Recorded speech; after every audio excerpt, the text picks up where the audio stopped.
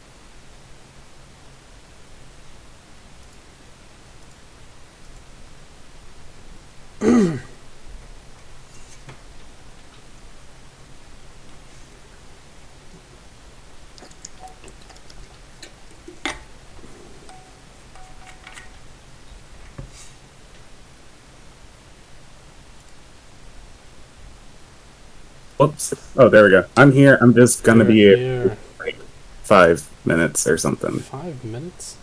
I'm gonna use the restroom. Jeez.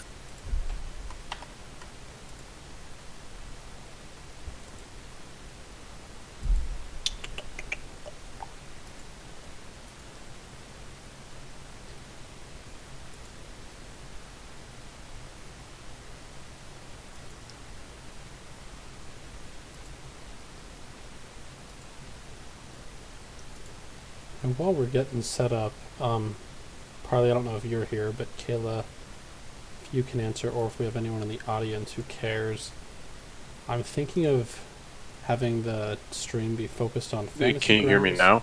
Yes, I can. So I'm thinking of doing the having fantasy grounds be the focus of the thing, and then just have us kind of in the bottom. I think that's a good idea because most of us have our cameras turned off That's a good more often point. than not anyway. Like when we started this, I was like, yeah, I'm gonna turn my camera on every week, and it's like, no, I'm not. I'm just not. I'm not bothering making sure I'm that presentable on a weekly basis. It's just not happening. So Well, I do not blame you.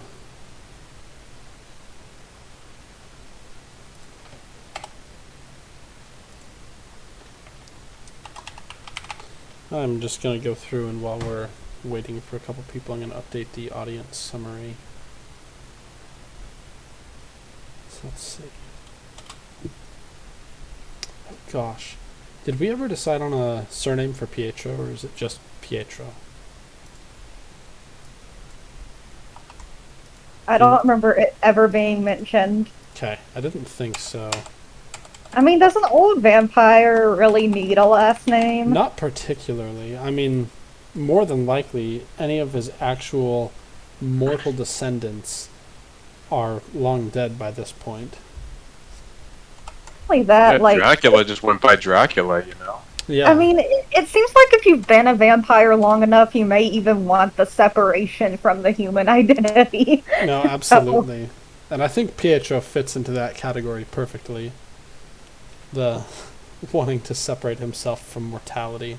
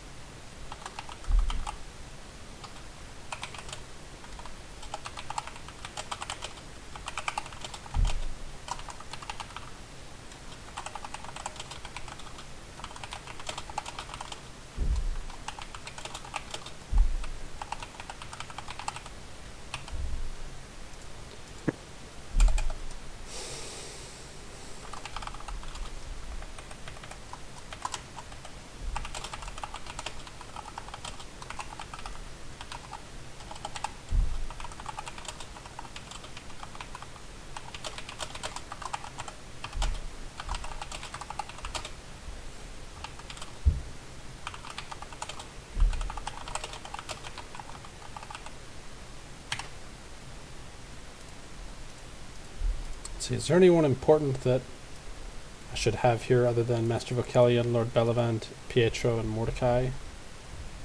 Oh gosh, you guys haven't heard from Vocalion in a while. Wonder what's going on with him. He'll be fine. Or did you hear from him before you went into the city? I don't think so. Not that I can remember, at least. Didn't him and Erica's character exchange messages not that long ago? I mean, I know it's been a few sessions for us, but I think it would have been right before we went to the city, because it seems like we reported killing the worm thing. Oh, you're probably I right. think. I guess I could technically be in wrong. game, that's like last night. Yeah, because that was one of the last things. We did that, had the ambush by the one vampire when Tiffany showed up, and then went in the city, and we've been there the past few sessions.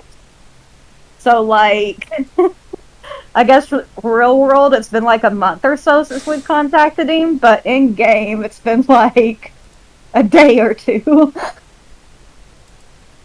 there a reason why Fantasy Grounds needs 45% of my CPU? I honestly have no idea. Yeah, it's definitely one of the worst programs out there for tabletop.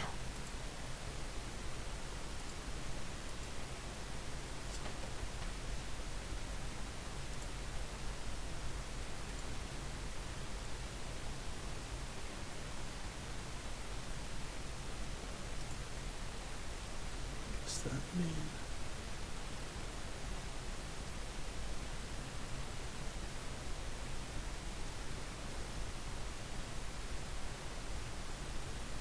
I'm trying to figure out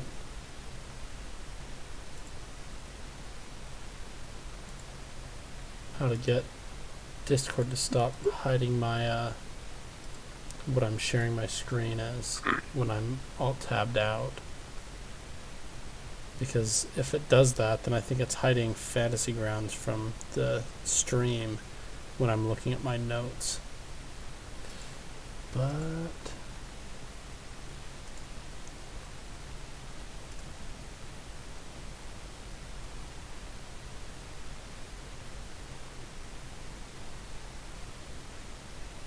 maybe it's here in video settings.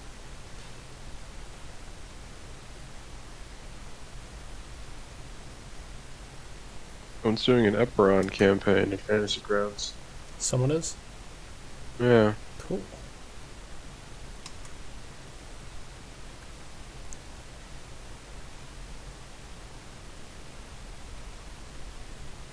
Okay, well, I think I give up.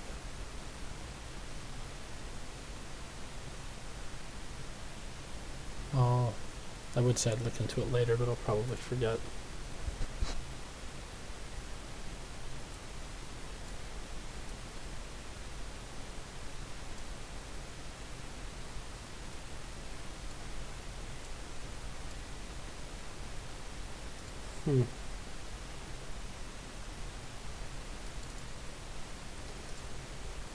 Well, okay, let's see. Who are we missing right now? Is it just Jake and Enrique? We can't start either side of all this then. They planned it. They did. Oh, the humanity. I could just start walking up to them and just screaming as a distraction. It'd be great. I promise. We got that Terraria graphic novel release. I know you're a big graphic novel fan, Erica. It's been so long since I've read a graphic novel. But Well, I do you're gonna like love them. this one. Why? Oh, I mean, it must be really good. That's exciting. Can what? Sorry.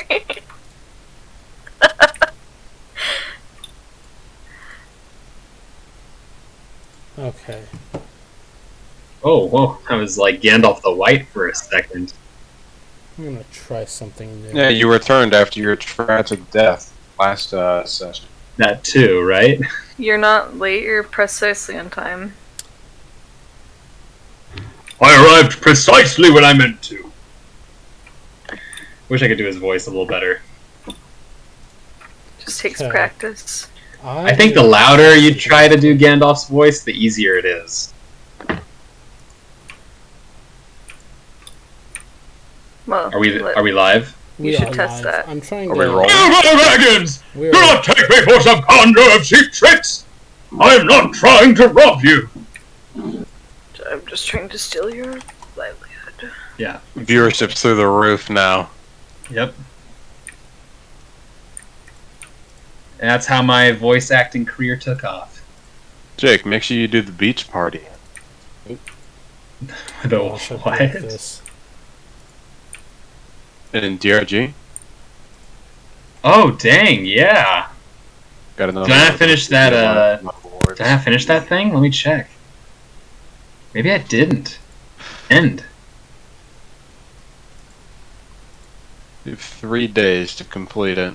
Ooh, I will. Hey, speaking of things on Steam, have you seen my trade offer? Yeah, this is like our 3rd trade. What are you getting at there, fella? I feel like you're, I don't know, building something insane from all these trades, and you're gonna get like thousands of dollars off of me. No. This is a completely equal fair trade. This one, at least. The other one. Oh, really? I was Okay, I'm slightly gonna verify underpriced. that right now then. Yeah, I think each card is 6 cents. The one that I'm asking for and the one I'm giving you. You're trading. And it's one you cards don't have. on Steam now. What are you getting at here, fella? You just trying to raise your Steam level from getting all the? All of I them? just want to make cute badges, man. It's like DRG, you know. Like one of the big things about DRG is the cosmetics. I'm getting Steam cosmetics, baby. Okay.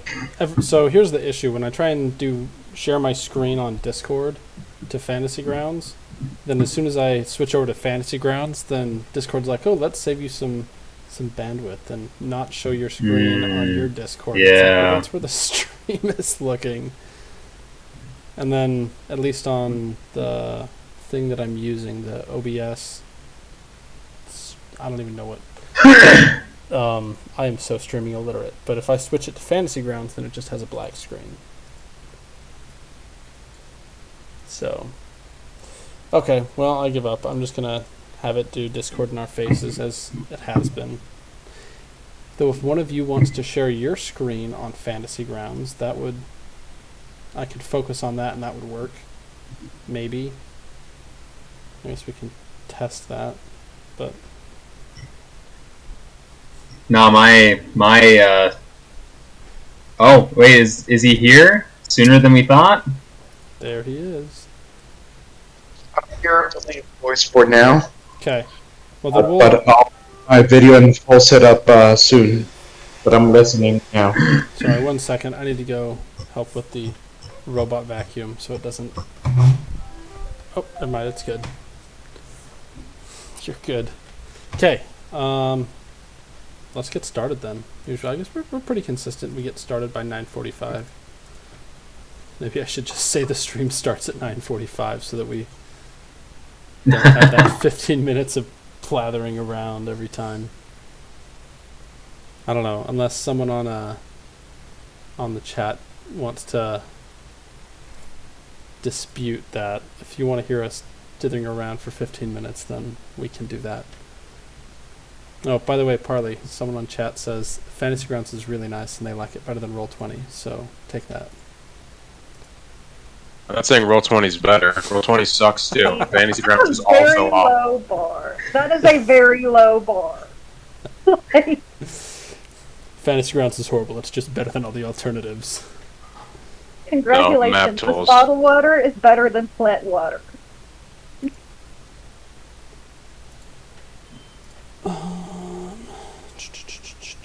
Yeah, okay. Anyway, we can get started.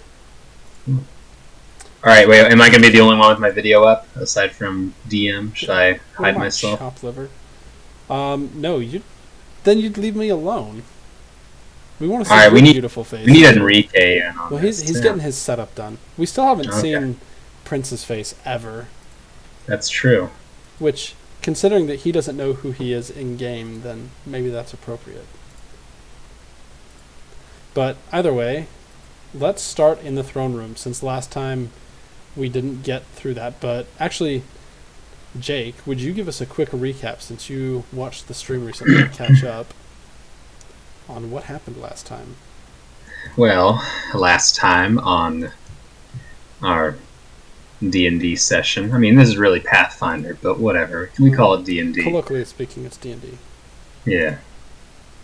So last time, while I, Jasper, and Prince were just about leaving the King's Court, my compatriots had successfully infiltrated one of the local government offices, and unfortunately they started facing some setbacks where Rudy, whatever her title is, she's definitely someone of import, of authority on the premises. She became suspicious of Tiffany and Nomad's activities upstairs when she discovered that there was a defective zombie, what she thought was a defective zombie, actually just the last-minute creativity of Hestia disguising herself as undead. Now, Gabe was discovered upstairs.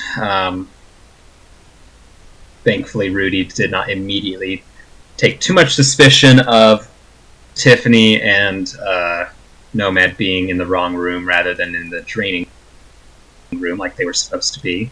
But Rudy did discover Gabe.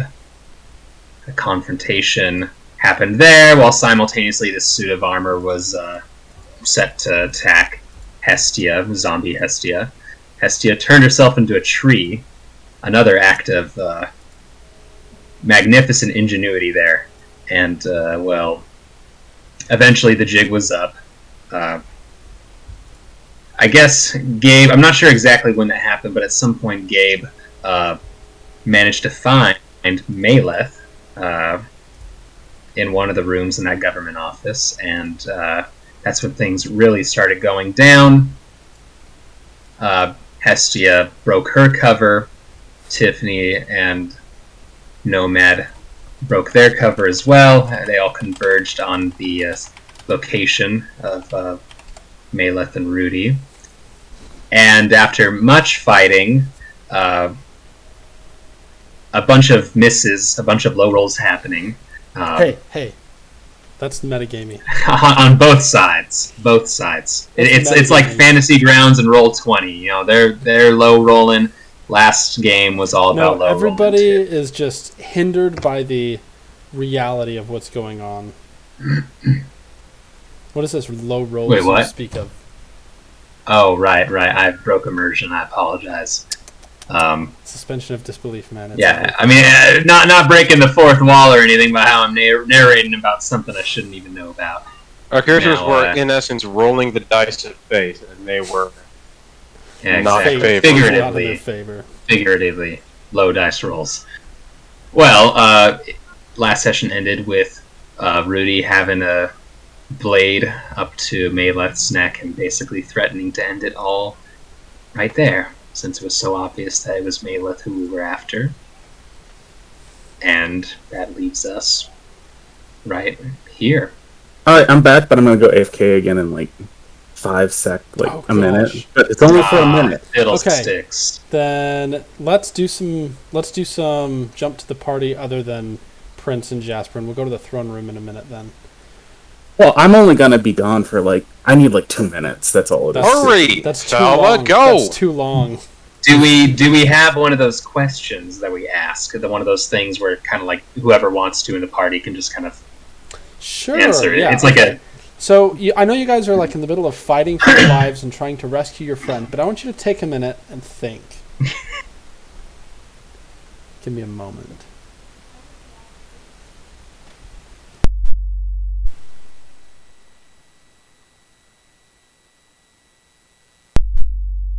question come to mind, but I'm pretty sure it's the question I asked you before.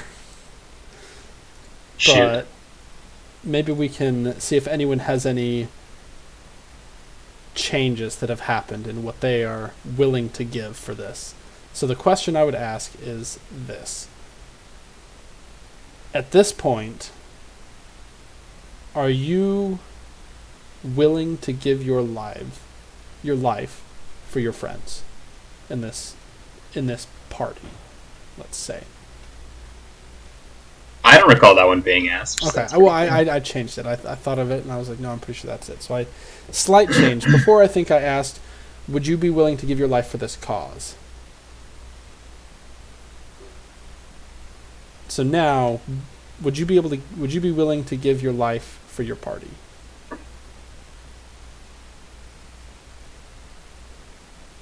While you're thinking of that, I do have a separate, more out of game question to ask both to you guys and also to anyone watching the stream.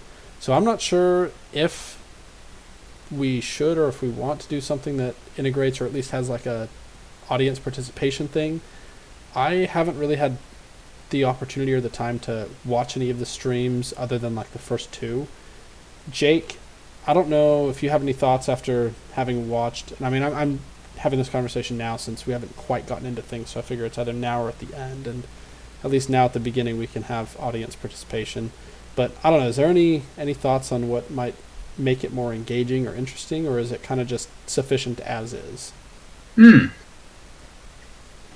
I guess since I just watched last week's stream today, I wouldn't say I was bored when I was listening to this.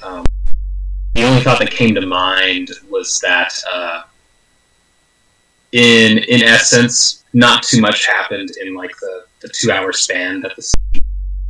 Mm-hmm. But I wasn't bored by any means listening to it. So I guess, if we're worried about being bored, I don't think that we're necessarily boring. But we could maybe have something a little more. I mean, I think, and this isn't us, I'm not saying that we should be this, but I think one of the things that makes Critical Role engaging for its audience is the humor that's present throughout. Sure. And we're not exactly like a comedic group. Well, and also we're not really running a comedic campaign on top of that. Exactly. It's pretty serious. We have serious role-playing in a dark fantasy setting. Yeah. So we don't need to be humorous. But I was trying to think of like what we could do to potentially be more interesting. Would having like questions from the audience about your characters be something that'd be interesting, or would that be too metagamey? That was actually one of the things that came to my mind. That I think questions from the audience. That like if we ever have like a pause in between certain scenes, we can have one of those like it's like it's happening in a session, but it's not like it's canonically happening in the game. Yeah. It'd be like an intermission, almost kind of like The Office, where you have like that aside moment where the characters kind of talk about what happened.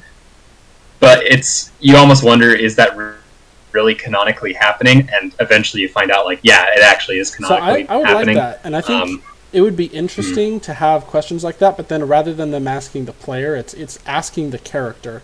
And so, like, for example, if it's a question that right now Jasper gets asked, but he wouldn't be willing to give the answer, you might, dance around it a little bit. Exactly.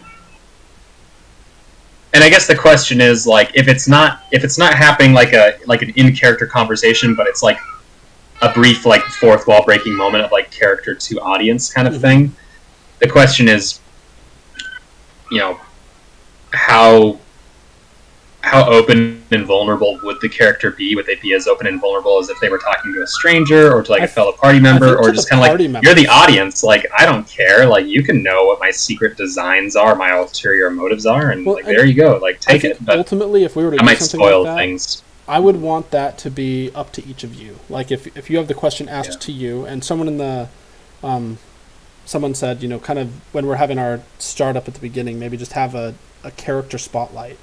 And have opportunities for people to talk to that character, and that might be, I don't know, that might be interesting, and just leave the level of detail or the sort of answers up to you guys. Are you Yeah. willing to give more than you would to your party members, or as much as you would to a stranger?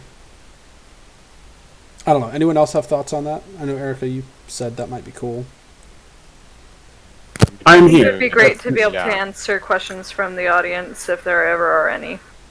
I think Yeah, a perfect I way agree to with kind that. of get into getting to know our characters a little bit while being able to be goofy and being a little bit more lighthearted because it's a better opportunity to do so. Here's what I'm going to do. I'm going to set a timer for partway through the stream, and we can maybe have an intermission at that point. And if anyone from the audience has any questions, and I'll put this in the chat as well if anyone comes later, but if anyone has questions about any character or that you want to ask one of the characters, go ahead and put it in chat, and when we get to that intermission, we can kind of have a step away a little bit from what's going on, or at least I'll find a point where we can do that and kind of go over those questions. And so one way of finding out who the fan favorite is, my bet is Yeah. that it's Nomad because he's a strong, handsome man with a whip and he knows how to use it. So I feel like that checks a lot of boxes. I think the favorite is Prince. I am not a Yes, favorite. yes, I think you are. I think you are. Prince would be too, just because his character's there was so much mystery surrounding his character, and he's not always. He's Okay, gonna- first off, is anyone actually? Are we being watched? Yeah, we've actually had consistently between 3 and 4 people watching every week. So I Our mean, biggest we do fans. there are people watching. Which Yeah, so when you look at the watch history, it only shows who watches the recording of the session, right? So like last week had I have no idea. All like I know one. is right now on the Mhm. thing, I can pull up stream chat, and I'm seeing 4 people in it, other than me. Yeah. So I was like, man, I shouldn't have been saying all that racist stuff this whole time. yeah, man. Oh man, how many some times elves did I say watching. that one word that starts with N and ends with S? Dang it. Necromancers? Man, you guys are so Yeah. horrible. Okay. And necromancers are people too. I don't know, man. Wait till you Yeah, meet they the are. one Look that I at have Sin. planned. I was actually gonna say nose, and I'm like, man, I'm an idiot. That ends with E. So Noses. noses. Thank you. Yeah. Okay. Wait. Out of curiosity, did we actually find Malith last week? Malith? We did. She is right in front of about 2/3 of the party with a knife to her throat, presently. Oh, okay, yes. She's All right. dead as Yeah, I shit. remember. So, I'm guessing we're starting with that, right? Okay. Yeah, let's start right I'm not there. trying to rush. Oh, you're trying to rush us. Did you hear what we're doing, by the way? Oh, no. I We're heard gonna- something about an intermission. We're going to have an intermission at an appropriate point, roughly halfway through the stream, I think. Maybe less than halfway through the stream. But point it being, somewhere closer to the later part of the stream, we'll have an intermission. And if anyone has any questions for one of the characters, not one of the players, then they'll ask. I'll ask the question to you from chat, and then you can answer it in character, however you see fit, or I should say, Okay. however your character sees fit. Regardless, for right now, Nomad, Tiffany, Hestia, and Gabriel, you're in the middle of this fight, and Rudy has just has Malith by the throat, has stepped out of the field of silence that Nomad put down, and she has a blade to Malith's throat. And the last thing that she said was, "Don't take another step, or I end it now."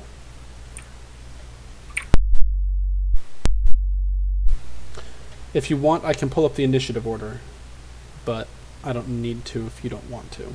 If you're going to act, then we can do that, but the floor is yours. As Rudy stares at you menacingly through her helmet. So has combat like pseudo ceased then? Unless you do something. No one else is taking actions at the moment. She's giving you a moment to see if you're going to pause. Is the entanglement still on the ground? The entanglement is still on the ground. The skeletons and the newcomers here up at the top, they're having a hard time getting through it, though they appear at a signal from Rudy, they've stopped moving through it. And it doesn't appear to be affecting Rudy too much. Anytime that the vines start to get a hold of her, she easily kicks it off.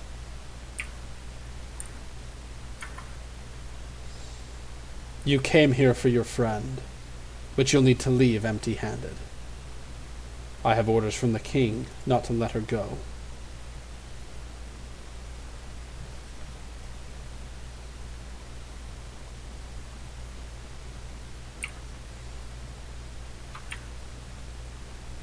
Why is that? Talk with us. No, nobody else has to die. Nobody else has to get hurt.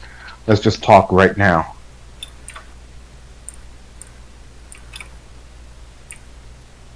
One second.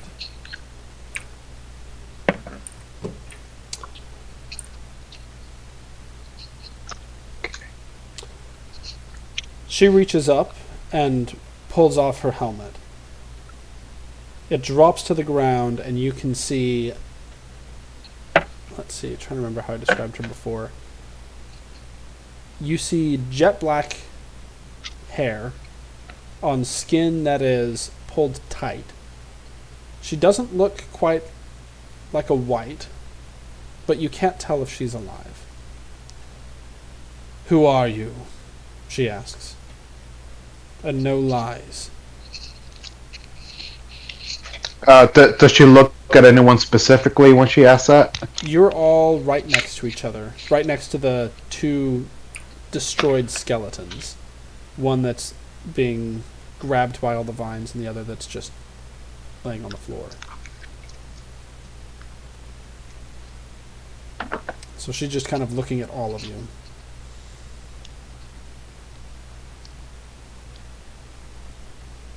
Look, I have a personal relationship with that woman, and I came to honor my relationship with her and make sure that she returns safe. She sneers at you. Personal relationship, eh? I don't know that the king will care much about that. What I can say is that the king has an interest in her. She is well taken care of here. You need not worry. Be gone from this realm. You know, it's kind of hard to not be worried when you have a dagger to her throat. So I can't really trust you because you're literally threatening her. Until you came, she was in no danger. She was being pampered by the king, given all that she needed. But can she tell us that? At the time, no. I cannot allow her to divulge any secrets the king may have told her at the time. My orders were clear. She is not to leave with you. She is not to leave with anyone. Why does Pietro need her so badly? You think he tells me his secrets?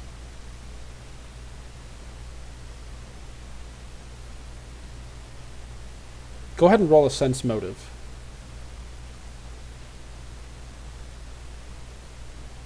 Actually, I'm still getting Fantasy Grounds up. You're good. I can roll for you. Thank you. Also roll a sense motive. Just because Tiffany would be curious. Yeah. Are you having trouble getting onto Fantasy Grounds, Kayla?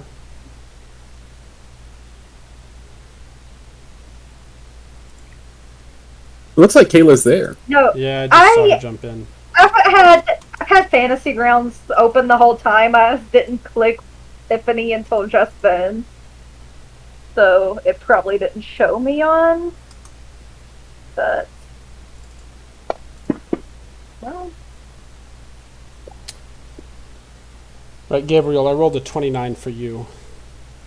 Well, that Oh, was nice. 29 too. All right. Or I also had a 29, I guess I should say. Okay, 1 second. What, Thomas? Thomas, did you eat your dinner?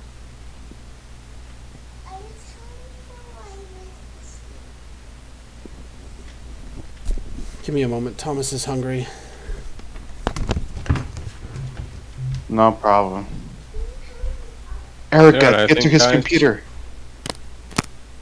Why? What do you want on it? I think that Rudy is bluffing. If she is that important to the king, you know, Rudy can't just kill her. In my opinion, I doubt that Rudy will pull the trigger. I'm not 100% sure. I'm like 70% sure.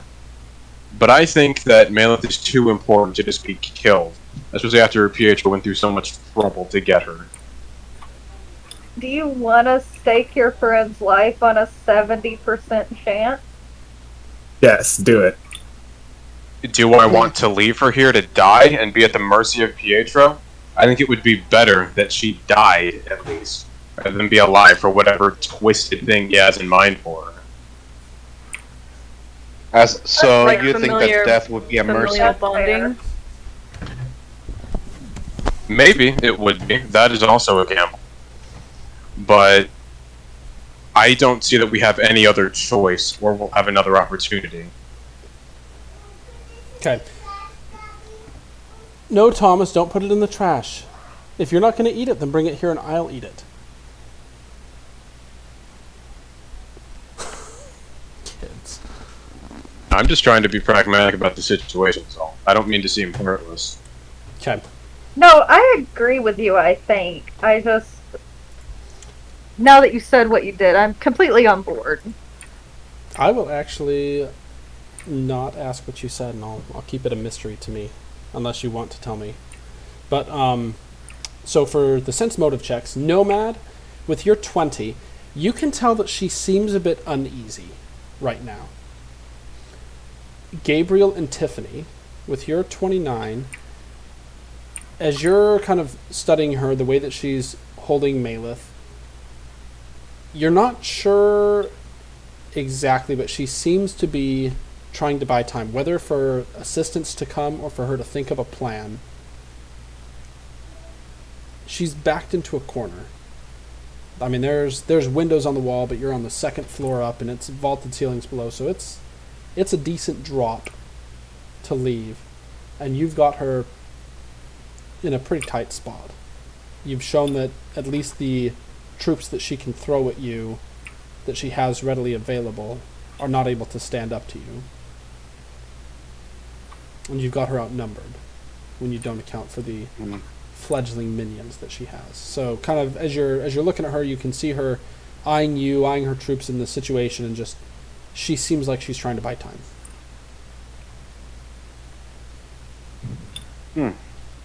You think the Okay. king tells me his secrets? I'm going to turn to Hestia, and I'm going to say, I'm going to whisper this. I'm going to say, I'm going to get Maleth. Get ready to take us all out of here. Go All ahead and give me a bluff check to keep that away from, or to keep that in a way that Rudy can't hear you. What, Thomas? Then here's the other half. Okay. To be honest, how could she possibly hear me from that far away? And there's also a zone of silence in the middle. Fair. I'll give you that. If anyone else has something to say, I'm not saying this in character, but I think you should probably say it now. Based on what I was saying earlier, I am going to do the thing. Yeah, sorry, I just realized that I had muted myself here. So you guys can hear me. Yep. I'm gonna but- wink at you. Sorry.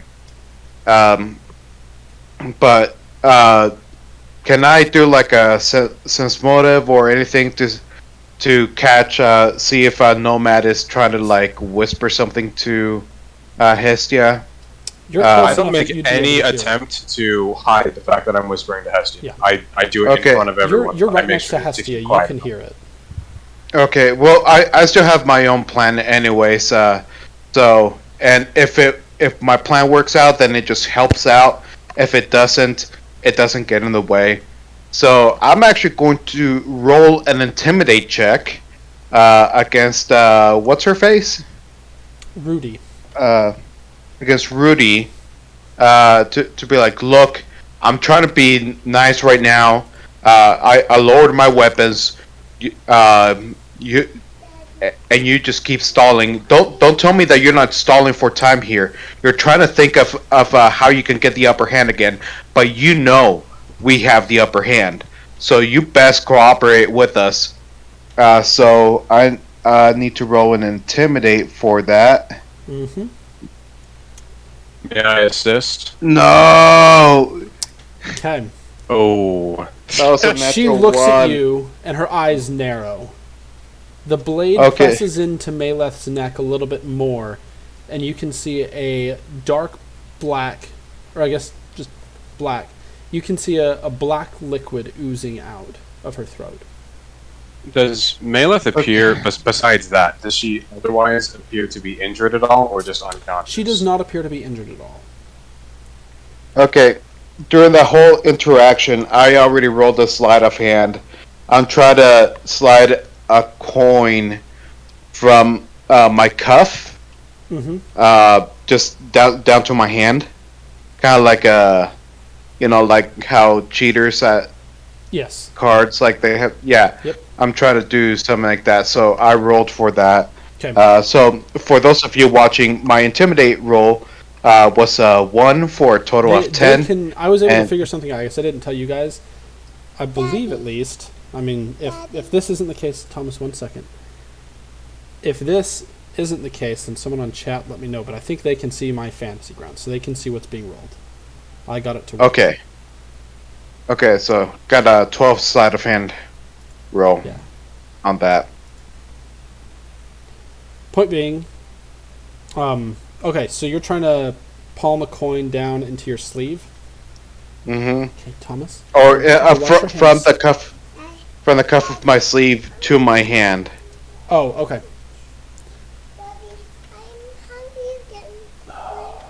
Thomas, do you see that bread on the table? Have some of that. Have some of the bread. Bread is good, Thomas. Bread is life.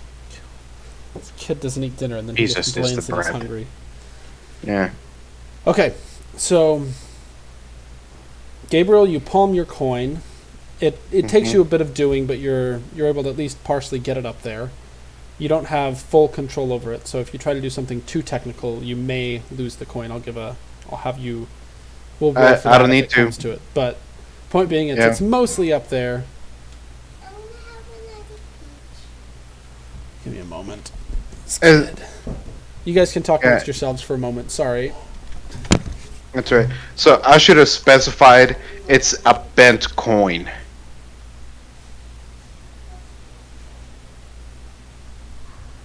What is the significance of a bent coin, may I ask? Well, Taggart's not here, so I'll tell You you wanna guys. tell And me? those of you watching, I will tell you. It is part of the one physical component that I need for a spell, so that I can try and get what's her face. I can't remember her name. The Maleth? person we're not Maleth. The person holding Maleth. Try to get her to cooperate. Okay. Yeah. Rudy. Okay. So, what are you doing? Rudy is pressing the blade into Maleth's throat a little bit more. Rudy. I'm gonna look up at Nomad and Hestia to see if they do anything. What is it you're doing right no now? one else. Me? Yeah, what is it you're doing right now? Oh, I just have and Okay. you didn't hear this. You took your headset off. It was. I have to specify. It wasn't just a regular coin. It was a coin that's bent. Okay. And I'm just like, I figure I'm just like barely clasping it with my fingertip and like the base of my palm, like Yep. right here, where it's like it's kind of awkward. Um, Put your so weapons down now. I have a question actually For From what I Rudy or know- for me, for you. yes.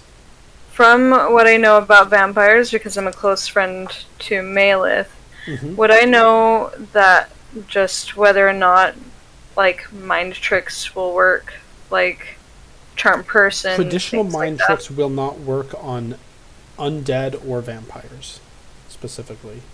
Okay. What about like? You Never need mind. undead specific control spells for those to work, such as command undead. Okay, but because they're vampires, would I need to They would have a higher? they would have a greater chance of resisting. Okay. It'd be interesting if there was like a meta magic for that, for like undead, where you can take something like hypno, you know, but you could make it usable on undead. That'd be a cool meta Anyway, magic, I think. yeah. Okay. Does anyone respond as Rudy commands that you drop your weapons? Why'd you cough like that? Is that an actual meta magic? No, it's not. But we'll find Oh. out later. We'll find out later. okay. Okay, well, I am going to do the thing. Okay. Go ahead and roll a bluff check to allow yourself to get surprise right now. If you want to try. Otherwise, you can just go and anyone who has a ready to action of any sort might go off. Readied or anything we were planning? Huh? Go ahead. I said readied. I was very specific in saying that. Okay, what are you doing, Nomad? Okay. Are you going to disguise what Yeah. you're doing, or are you going to bluff? Nice. Okay.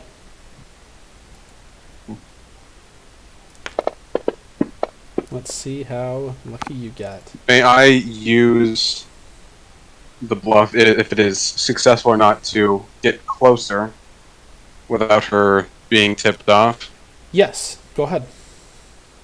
Describe what you do, and I will react accordingly based on the rolls that were made.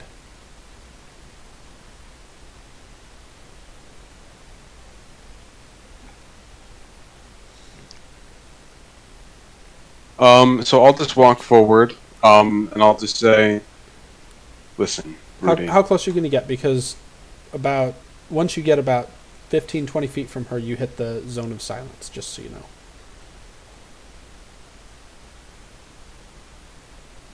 Oh, yeah. I should have just left that be. Let you cut off halfway through your monologue. Sorry, go ahead. I mean, that's totally fine. If she's still not going to do anything. Well, I haven't said she's not doing anything. I said do what you're going to do. Okay. You've made your bluff check, and she's made her sense motive.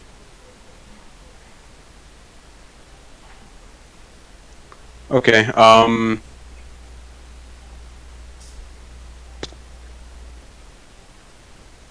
Drop your weapons is now. that, I'm sorry, is entanglement difficult terrain?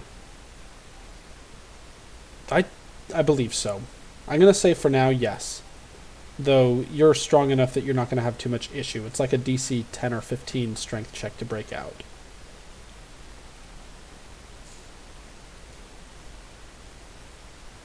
Okay.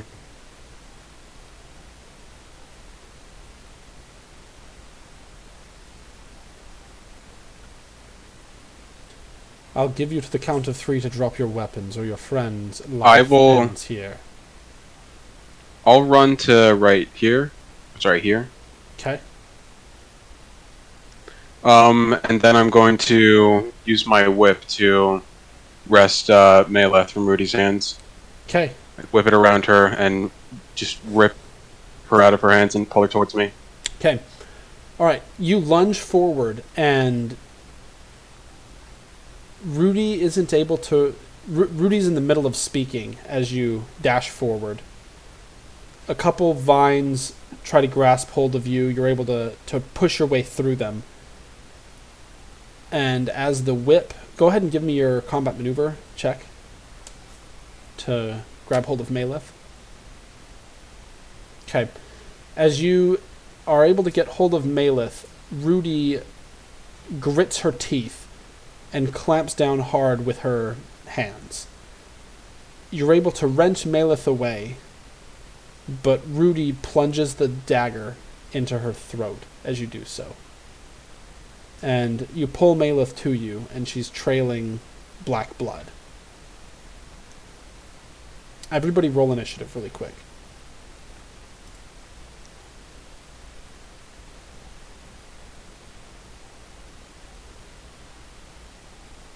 Oh, I should probably get the combat tracker up. As I see the dagger get plunged into Maleth, I'm just going to think to myself, I'm just going to grit my teeth and just under my breath say, "Forgive me, Maleth."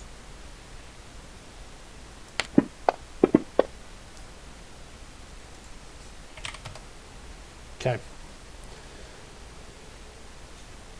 Okay, Gabriel, you are first.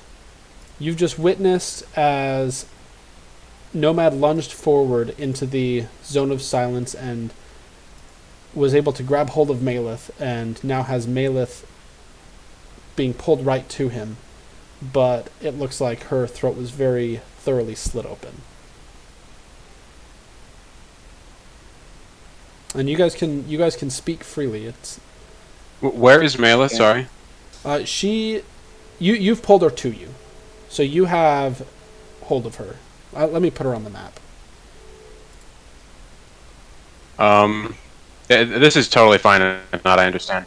Do I have time to do anything else, or was that Not my until turn? your turn. Okay, gotcha. Once it's your turn, yes. Okay, let me... Did that put Maleth on the... Oh. Oops. So I'm holding Maleth. She's on the ground, but you are holding her. Okay.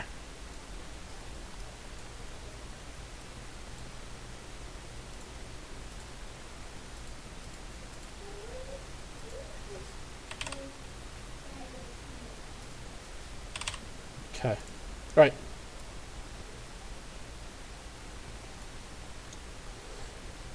Right. Gabriel, your turn.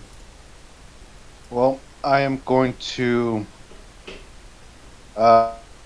go run forward, my 30 feet Okay. during my turn, but I am going to use, I'm going to shoot my bow, my feet of, what is it, I believe Oh, many yeah, shot and... Oh, go ahead. yeah, many shot and point blank. So many So- shot, I believe you have to do a full round attack. A full attack in order to use many shot or rapid shot. But you can... Oh yeah, many shot is full attack. First shot is 2 arrows. Yes. Okay, so I'm not gonna do that. I'm gonna be run in, and as I'm running in, I'm going to use my feet of point blank shot. So I get a +1 on attack and damage within 30 feet. Okay, go ahead. Make your attack roll. Tiffany, you're next.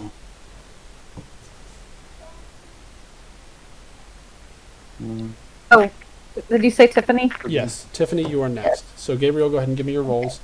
And while you're rolling, give me just a moment. Thomas is needing my help again. Okay, Yes. so that's a +1. I should have added it over here, but so that's a 19 to hit. And or in case a 19 hits, gonna roll 1d8 plus 2d6 Okay, so Gabriel, plus 5. So that's actually a 19 to hit because of the feet. okay, It's a +1. because she's I not don't know done if yet it hits this or not. combat, that will hit her flat-footed AC and will Ooh, actually, what sort of armor does she have on? Never mind, that is still a miss. As you Really? run forward and you take a shot, you are catching her by surprise, but the arrow glances off her armor and is deflected into the wall right above her shoulder. That sucks. I think with my armor, my flat-footed AC is also just perfectly an 18. Okay. Well, I think you my- just barely missed it. My hit is 19. Because the feat gave me a +1. Yep, and that was still a miss. Okay. Yeah, 19 was a Wow. miss. Tiffany. Stacked. I mean, heavy armor's pretty crazy. Yeah, wouldn't be surprised if she's wearing full plate. I mean, you can see that she's wearing full plate. I am also going to move forward and throw my daggers at her. Before didn't you say to just use the short sword roll for that? Yeah, go ahead and just use that. And okay, that will be a What? hit. And go ahead and roll damage as the sneak attack one because the what's it called? Because she also she's still not gone yet, and so you're catching her flat-footed. So sneak attack damage. Yeah. Cool.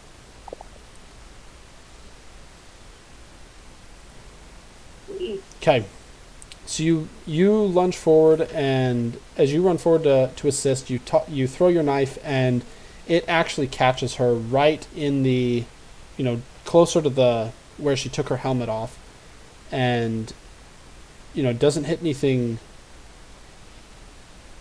arterial, but you can tell that the dagger embeds itself in a very, very dangerous spot, like right near her throat.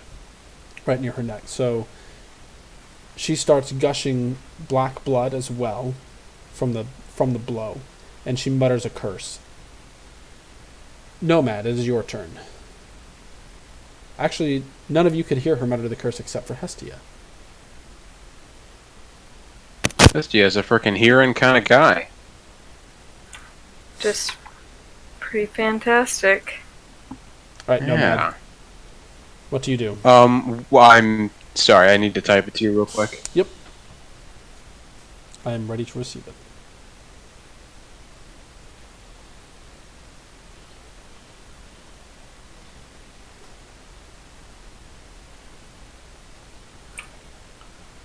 Okay, so I just had to check something as well to make Yeah. sure I'm getting the numbers right.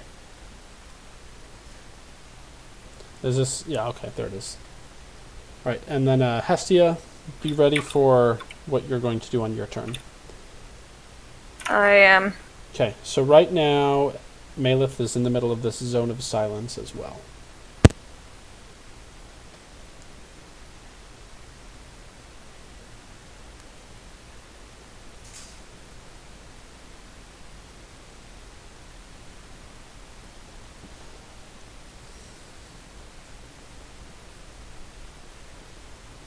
Okay.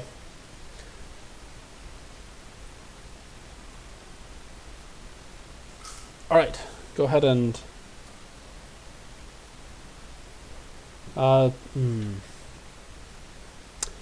Yes, I will allow that. Parley, go ahead and you can do that since you're already holding her. You can treat that as a swift action. So go ahead and describe what you're doing. I don't wish for people to exactly know. They can Oh, roll perception if they want to Yeah. maybe see what happened, but Okay. I don't You... make any obvious never mind. movements for that. Okay, so on your turn... So, tell me what else you're doing. And I'm just going to run back to Hestia as best as I Okay. can. You run back to Hestia, and as you get past the zone of silence, you hear a gasp coming from Malith. One moment. Yes, Thomas. We are starting the game. We're playing. You just can't hear it.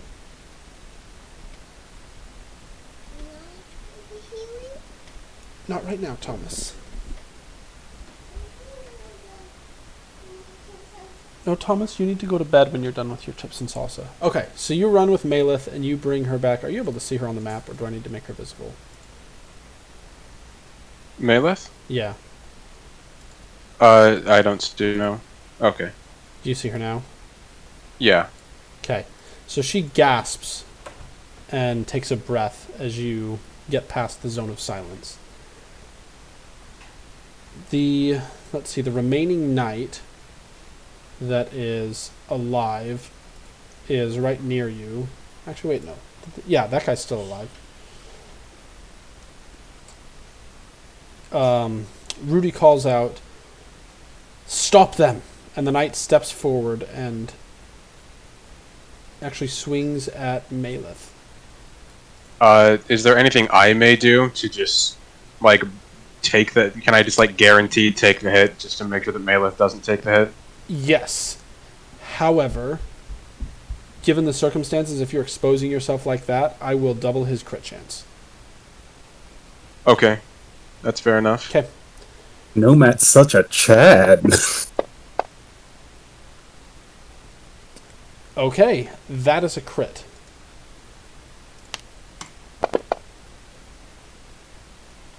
So that is going to be 18 points of damage as the skeleton brings down his sword and slices open your back. That will be halved because of the incorporeality. That is true. Okay. So that effectively negates the crit.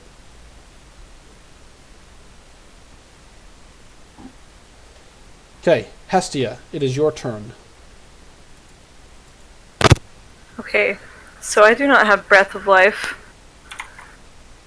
that I can find on my spell list, but I do have Restoration. Would that work? Hold on 1 second.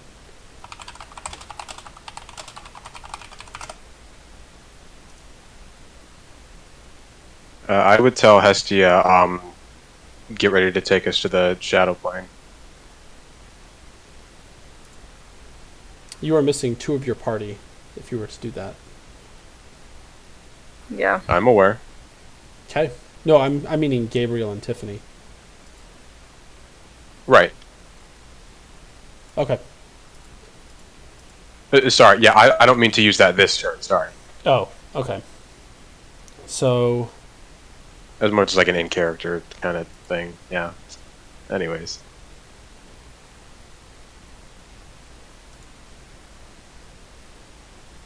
okay. Gosh darn it.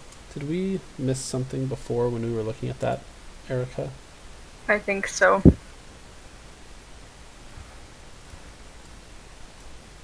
I will allow you... at the moment, Malith appears to be breathing, but if you... Since you guys are close to leveling up, I would allow you to attempt to cast the spell in a bit. But Okay. point being, right now, it's not applicable. Okay, so Malith is there. Then I will Nomad- hold an action. Okay. Alright. As you are all pulling back away, Rudy sneers at you all in anger. "Not so fast," she says, and she begins casting a spell. Actually, I don't know, do any of you have spellcraft to be able to identify what she's casting? I believe I do. Let me double check. I do not. Okay. Hestia, you recognize that she is casting Fireball. Aw, crap. She's casting Fireball. The entire room around you fills with heat and the scent of burning flesh. The skeleton is consumed. Everybody make a reflex save.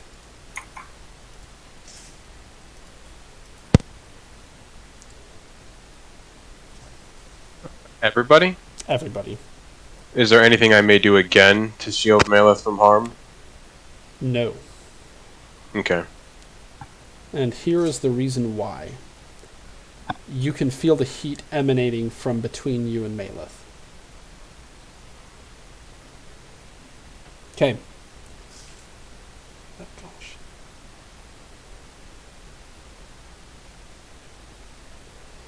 Okay. Gabriel, Nomad, you both make the save. Hestia, Tiffany, and Malith all fail the save.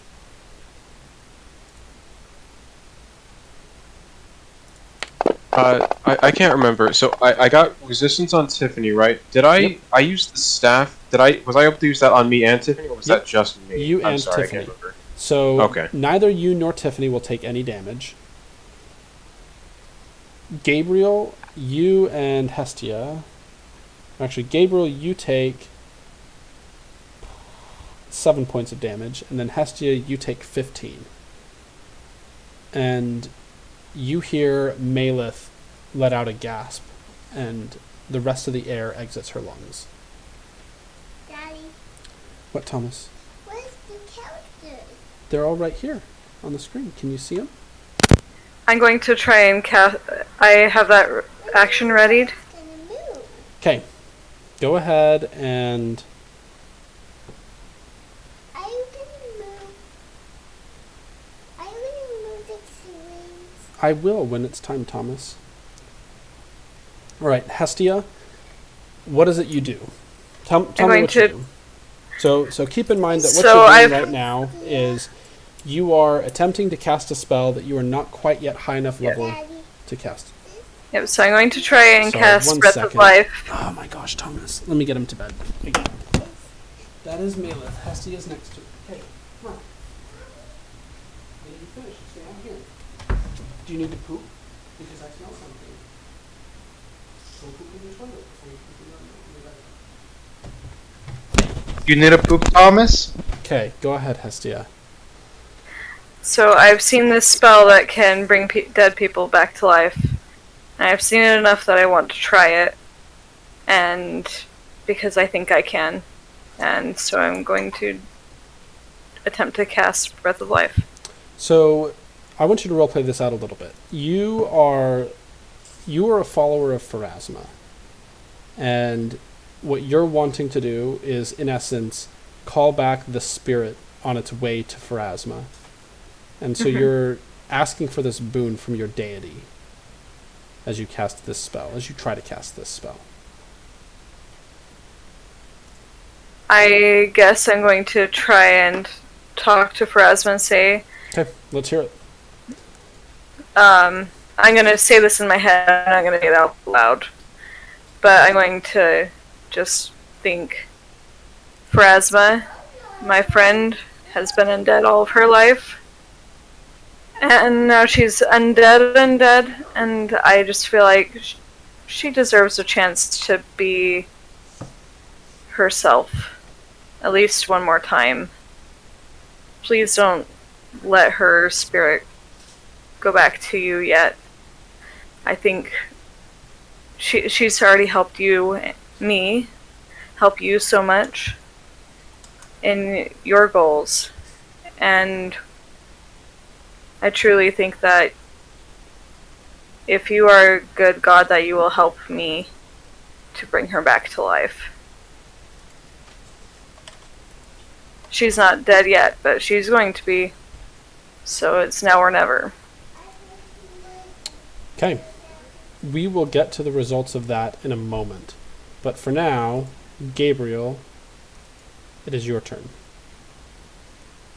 So you see Nomad and Hestia, pretty much gathered around Malith. Thomas, if you ask me any more questions, I'm putting you right into your room. I'm done. Okay, then go poop on the toilet. Okay? You can do it, Thomas. You can You do got it, this. Thomas. Enrique says you can do it. Enrique does. Go. Go poop on the toilet. Okay. Gabriel and Tiffany, what do you do? So Rudy's right there, right? Still. Rudy's right there.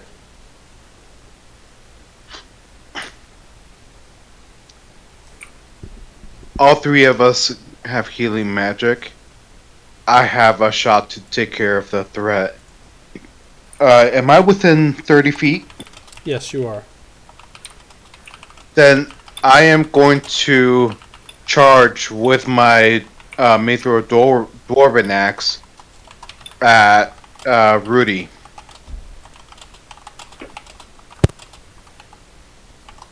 Okay. Give me an attack roll.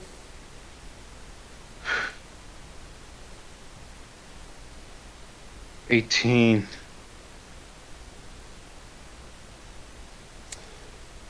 With her gauntlet, she deflects your blow. And... oh gosh. Let me double check something. Actually, don't I get a bonus if I charge? Isn't that like You a +2? Do get a bonus. And But even a with 20 that still bonus, doesn't hit. 20 is not going to hit. Not at the moment. Because She's no wearing longer full is plate, she so flat, of course. yeah, no longer is she flat-footed. I mean, you And wearing full got plate. incredibly Yeah. close to hitting her, you can tell. But So it was like I just barely like lean back and slap it away with the Yep. gauntlet. Like, whoa. Okay. but as she does this, she begins saying something, and her hand is darting towards you, crackling with dark energy. So, Tiffany, it's your turn.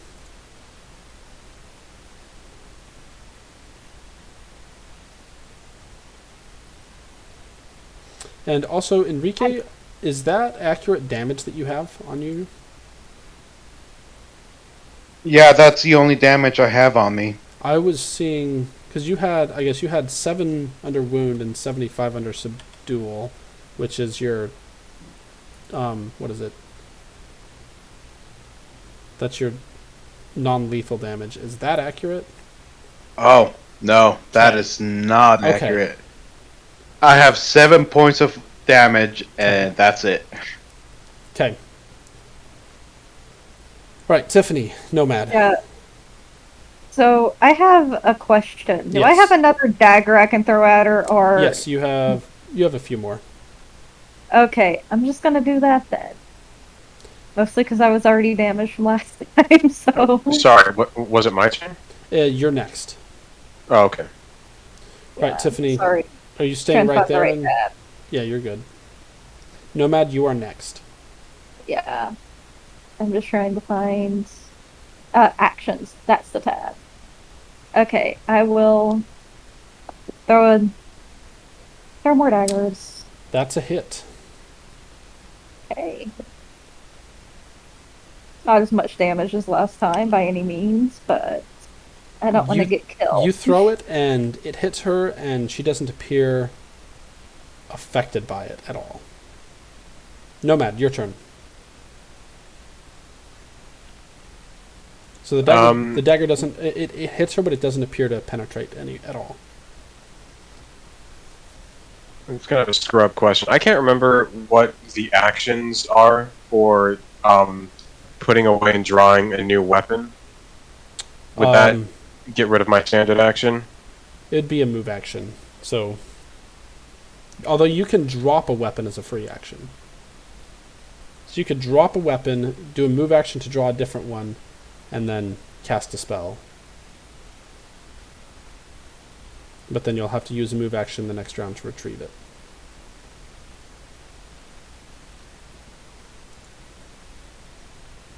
Oh, okay. So that would be a standard action Yes, unless to you put away and draw another weapon. Yeah, it would be 2 move actions to do that. Okay, gotcha.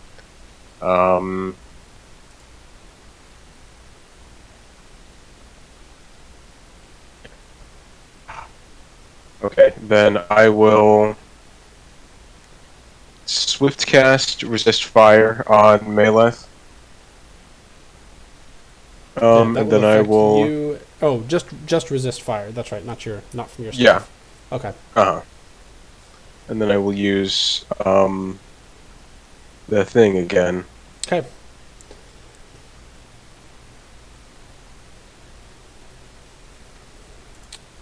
All right. The other skeletons begin charging into the room. They are deeply inhibited by the vines on the ground, but they begin making their way towards you. Hastia, it's your turn. Alright, I'm going to try and cast that spell now. Okay. Oh, You- I'm sorry. I wouldn't have cast Yeah. that forever. But yeah, sorry. Go ahead. Yeah, you. Okay, so Hestia, you cast your spell. We will get to the results of that next time. Or not next time, but at a later time. Next than now. session. Next session. No, just at a time that's not this moment. Okay. But you cast. You at least attempt to cast it. Whether or not it was successful remains to be seen.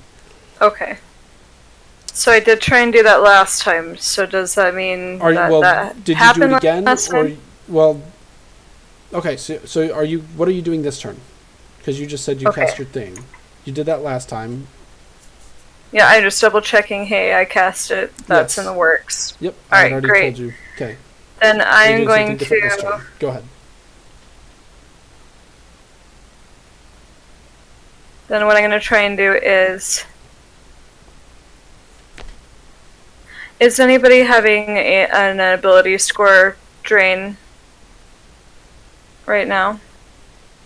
I think just. Oh wait. You had gotten poisoned, I believe, last Yes. time.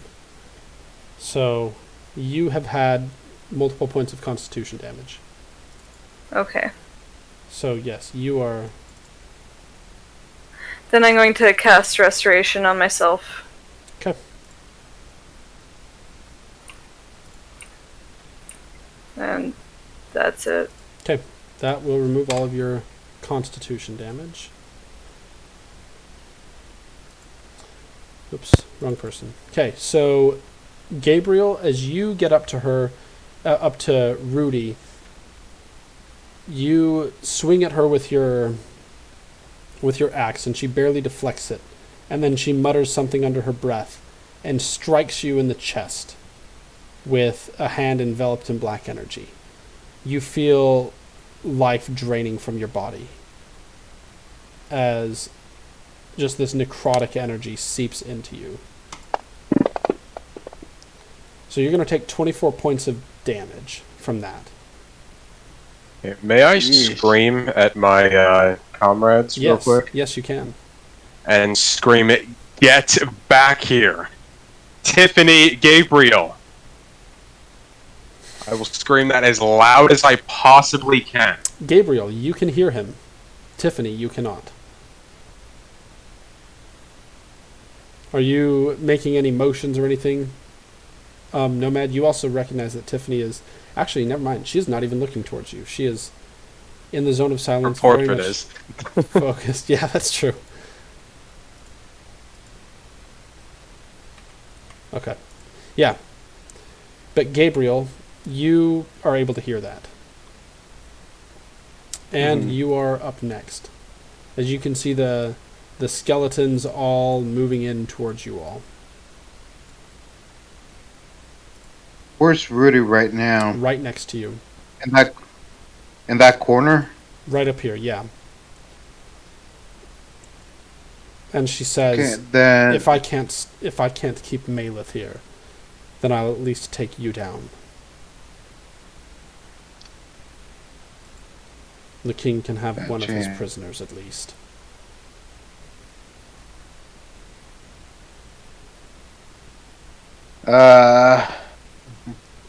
Actually, I was preparing something earlier, and I am going to use it now.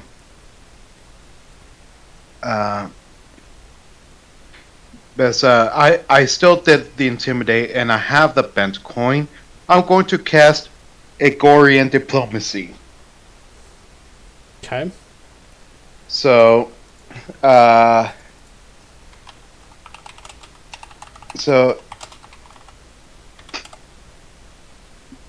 oh no, I did not succeed in the intimidate check, so I Oh, can't no, cast you did that. not. Okay.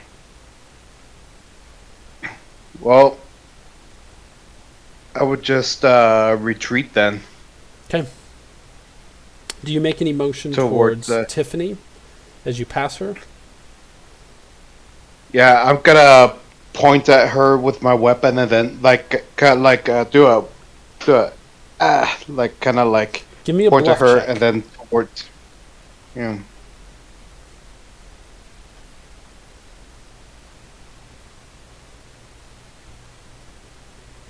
love. Oh boy. Oh, do you not have a bonus?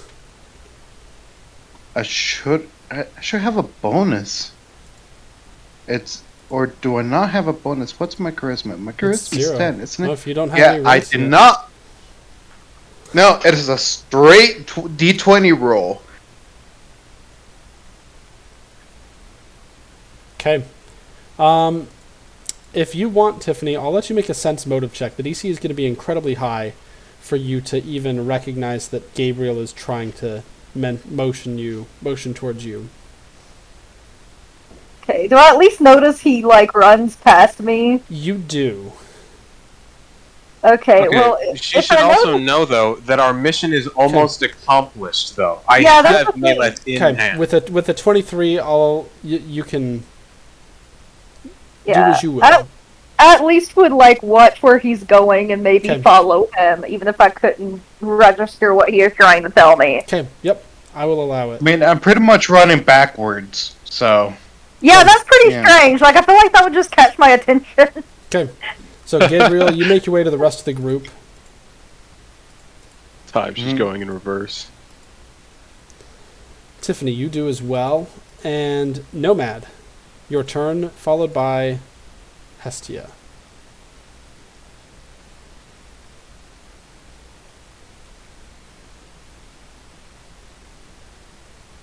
Nomad, do you do anything?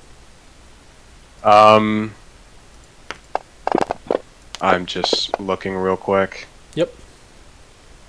While you're See if I doing have that, anything I that need a is reflex prudent. save from everybody.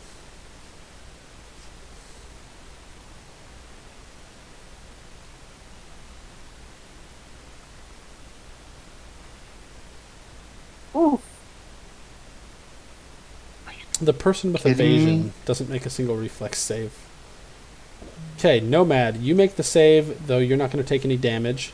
Tiffany, you failed the save, though you're not going to take any damage.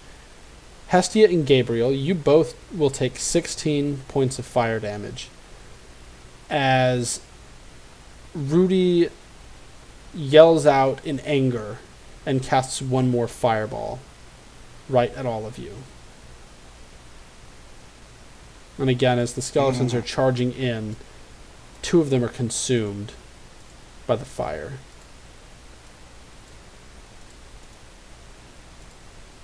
Okay, Nomad, your turn, and then Hestia.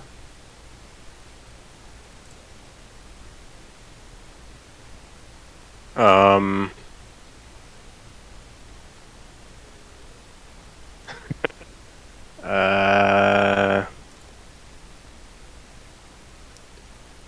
I think I will just hold Meleth close Okay, and try to keep her safe, and that is all. right, He Hestia. got Chad again. Right, Hestia, what do you do? I'm going to prepare my shadow walk. You cast Shadow Walk. The world around you all shimmers. Prince, Jasper. What's up? Hello. So, Son of the last thing that the king said to you, I'm trying to remember exactly what had been going on. he dismissed us, I thought. Yeah. No. He told Jasper to get out and never come back. So he says to you, oh gosh, I'm going to pull back a bit because I can't remember exactly how that ended. And there's one more thing that I'm wanting to do in this before you guys leave. Alright. So, actually, no, I'm gonna stick with that. So he tells you, "Get out of my sight. I don't want to see you again." Before you begin to move, he says, "No, wait." Jasper turns to Prince and glares at him. Before turning to King I need- Pietro. Further evidence from you, Bizzotti. I want something more. Assurances. What proof do you have that when you have your meeting with your companion, that I will get what I want from you. That's why I proposed we hold it here. But apparently that's not convenient for your majesty. You may do so here if you desire. I suppose that I can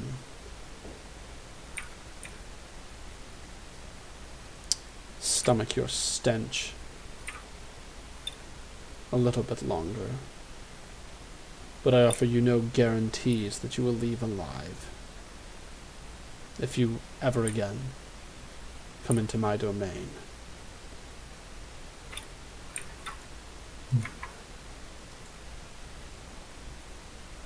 Oh, forgive me. Me leaving alive was the condition I had in mind for having the meeting with Hemline Tempest and bequeathing what you seek.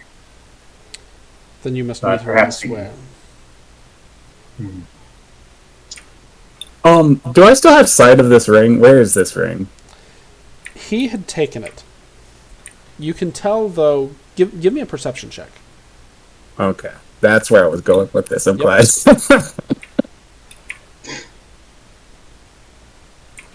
What are you rolling for? I'm trying to figure out what the hell's going on. So, quick recap. When they'd first gotten there, oh, damn. Jasper had brought forward a ring that he gave as a thing that quashed the tension between him and the king, at least a little bit. Ah, yes. So, Prince, Okay, you thank you. actually have not noticed where the ring went. He took it, and then you've been talking. Okay. Before I let you leave this room alive, Jasper Bizzotti, I want assurances that you have what you claim to have before I'll even offer you that meeting with Emmeline. Well, by all means, cast a circle of truth or whatever means of verifying my integrity in this matter. I have every intention of delivering what you seek to you, especially if it means being able to leave here alive today.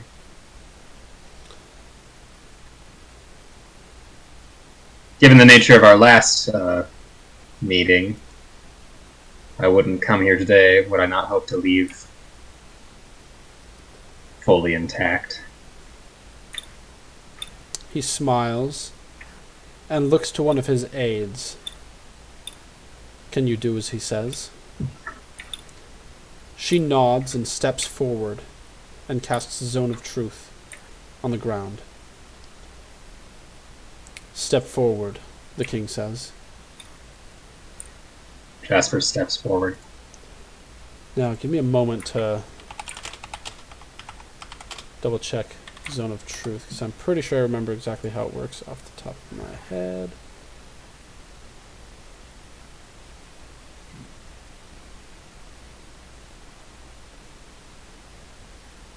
Okay. Do you know how it works, or do you want me to quickly explain Zone of Truth? Go ahead and explain.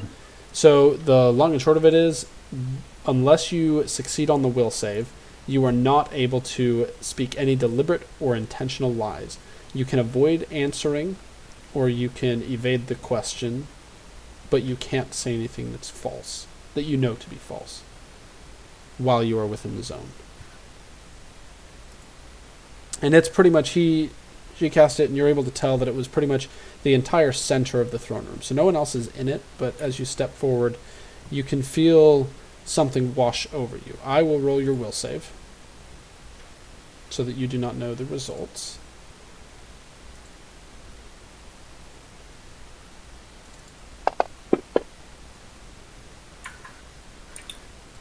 Okay.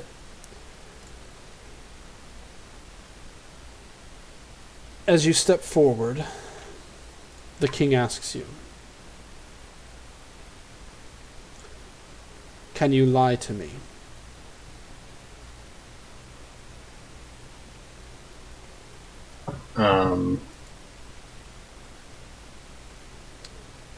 Well, I mean, I suppose if I tried hard enough, maybe I could, but Say that your name is Dirt. Filth. uh, Tell me that your name is Filth. well, I'm not afraid of the truth. So my name is Filth, and it didn't work. Gosh.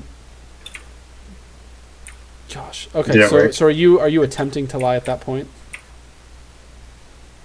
Uh, Are you attempting to say that? I mean, I'm obeying a command, so sure, yes. Yeah. Why not? You successfully are able to push your way past the enchantment and lie. Oh, goodness. Perhaps we need something a little. It was embarrassing. I didn't think that would actually work. A sneer appears on the king's face. Weak magics. Suitable for petty criminals, the weak of mind.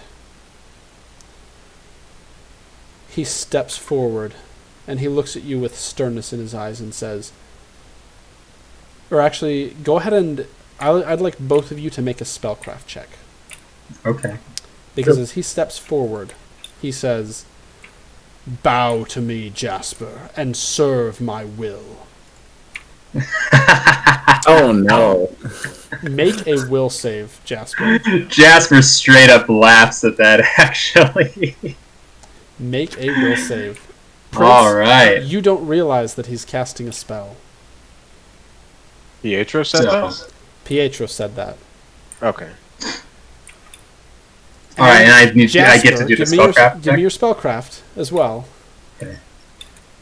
Oh, that is a fat save. Oh my gosh. You recognize that he is trying to dominate you. You feel the force of his will press in on your mind. For a split second, you feel nothing but a desire to serve him, to feed on his every word, and to wait on his every desire. But as if it's a gnat, you crush that thought and that desire, and you push away the force of his words. And as he steps forward, trying to loom over you, you can feel nothing but mirth.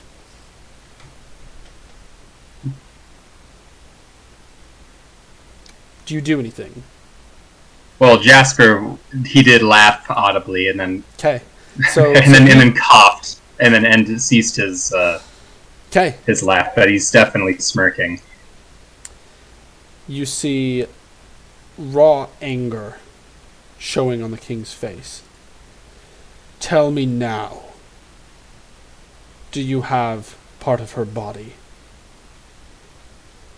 I know the exact location. Do you have it on you now, Jasper? Do you have it here? I will give no indication of where it is, but I will have it should you establish my encounter, my one-on-one with Emmeline Tempest. She will be disclosed, the location of what you desire. So whether I give it to her or she finds it, she will have it, assuming that I am not able to tap into her humanity. Otherwise, you will need to find another servant to receive it. But I do know its whereabouts. Prince, make a sense motive check, and Jasper, you can as well. The king looks at you in anger, Jasper, and his eyes dart towards Prince.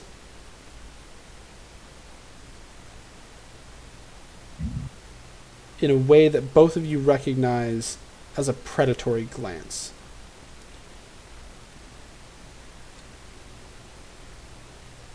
Prince, go ahead and make a spellcraft check.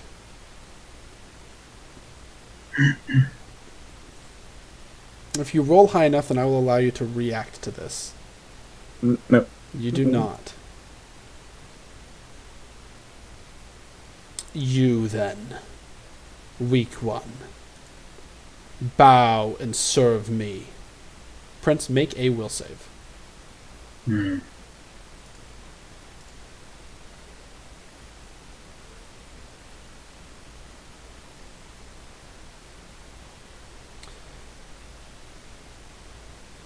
A flash in your mind happens as you feel control of yourself wrenched from you.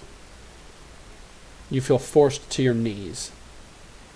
And the king looks at you and demands... Oh, wait. Actually, Oh, I do get a +4 to saving throws against undead. I forgot about Okay. that. I don't know if that helps. it does help. But not enough. Tremendous. But not enough. You actually missed it by 1. Yeah. You were almost able to wrest control of yourself, but not quite. And as your knees hit the floor, the king asks you, and I will let you answer to the best of your knowledge. Where is it? Where is the thing that Jasper has that he is hiding from me? I have no idea what you're talking about.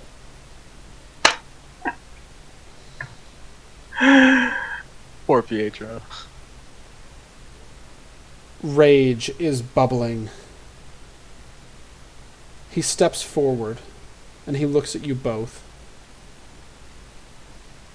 And after a moment, recognition dawns in his eyes as he's looking at you, Prince. Where did you get this circlet that you wear?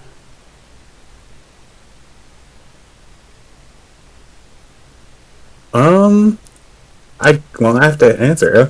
Yeah, you remember exactly where you got it. Which, if you need me to remind you, I can. Maybe his name, just his name.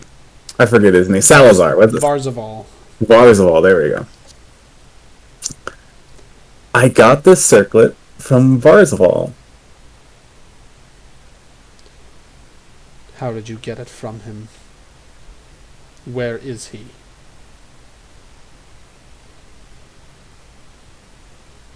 He's dead. But I thought you knew that. Actually, I don't know if I answer that. But I mean, He- that is very much a thing that you would say. You'd be able to say. The dominate person doesn't take away who you are, but it just pretty much gives him complete control over what you do. He sneers at you. Get out of my sight. Both of you. Guards, if they're still in the walls of this castle within 30 seconds, bring me their heads. Jasper, meet Emmeline in the fields to the south of the city in 1 week's time at noonday. And as I said before, do not let me see your face in the walls of my city again, else it would be the last time that you draw breath. Jasper gives a light bow, arm across his chest, and immediately turns away. Prince, you feel your will return to you as the vampire's control of your mind draws back. Alright, well, you don't have to tell me twice. As you leave, he calls after you. I've underestimated you and your companions. I will see that it will not happen again. Do not cross me. You will regret it. And you hear that as you're making your way out of his throne room and into the halls. As you pass the attendants in the hall and at the doors, you notice suspicion and eagerness on their faces. The doors are opened before you. but you can see on the faces of the people as they're letting you out that they almost hope that you stay.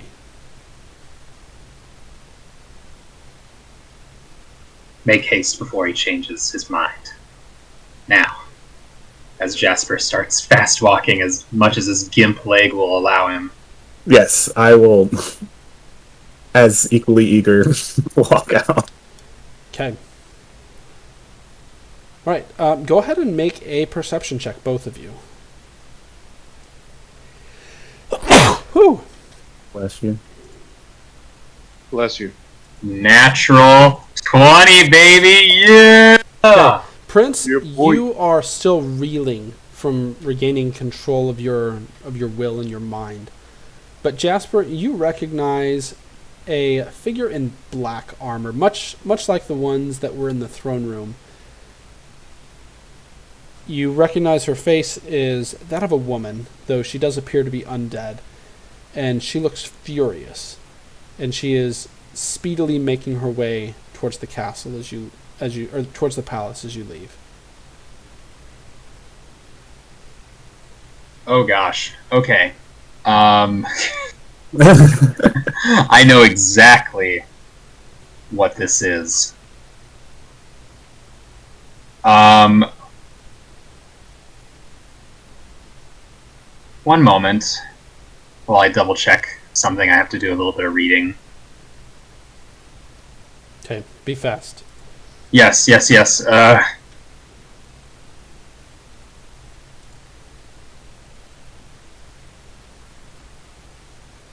Oh, it's only one round. Oh. And as we're leaving, okay, just to clarify, we're like leaving the front doors of the palace. Like some guards probably just opened them or letting us come out. And she's like, how close is she to us? Where is she exactly between the front doors and whatever checkpoints where we first entered the castle grounds? I mean, you exit the palace grounds, and she's... Oh, we're exiting the palace grounds. Well, the palace grounds aren't too much further past the front doors. You're talking like probably 20 feet. So she's coming into the grounds as you're exiting the building. And you recognize that at least she is important and connected to the king, and very much in a foul mood. Okay. I'll address her saying,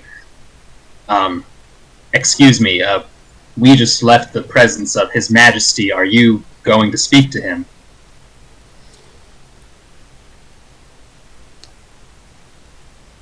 What's your combat maneuver defense?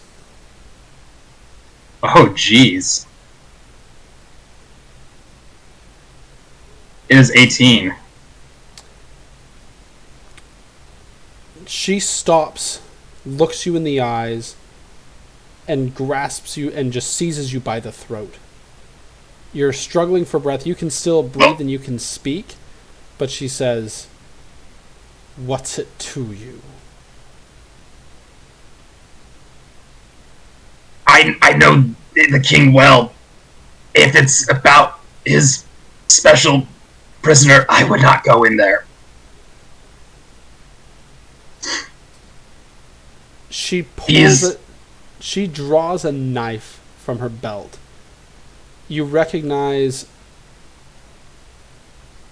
what appears to be the fluids from that undead generally have, kind of that black oozy goo type of blood, is still coating the blade.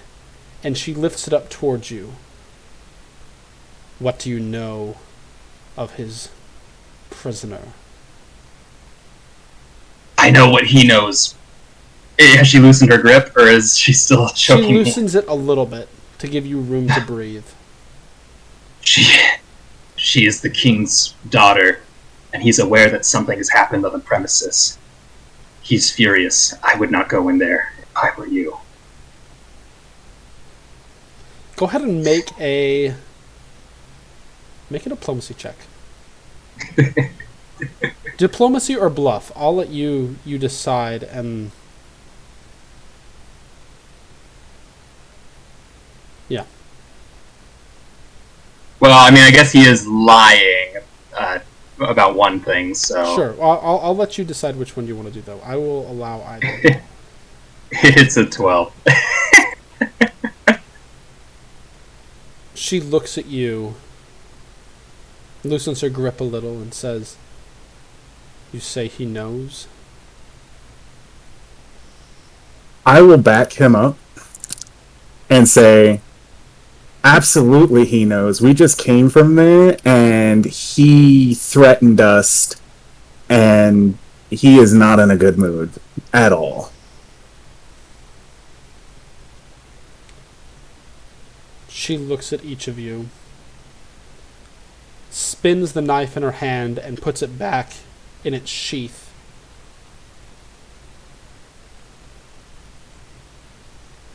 And says, "I appreciate the warning. I'll give him a minute to cool down." You might want to make it 10 because he he was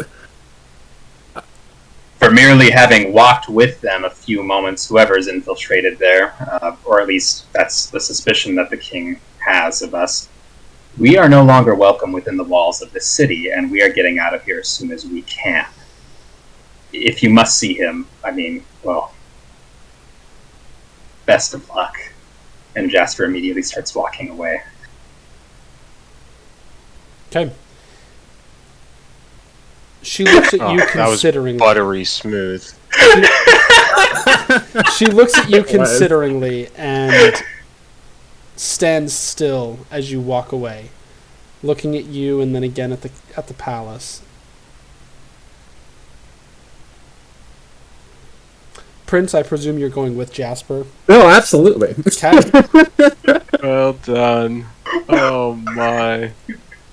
Okay. I'm glad you did that because I had no idea what was going on. I would not have had the balls to try that.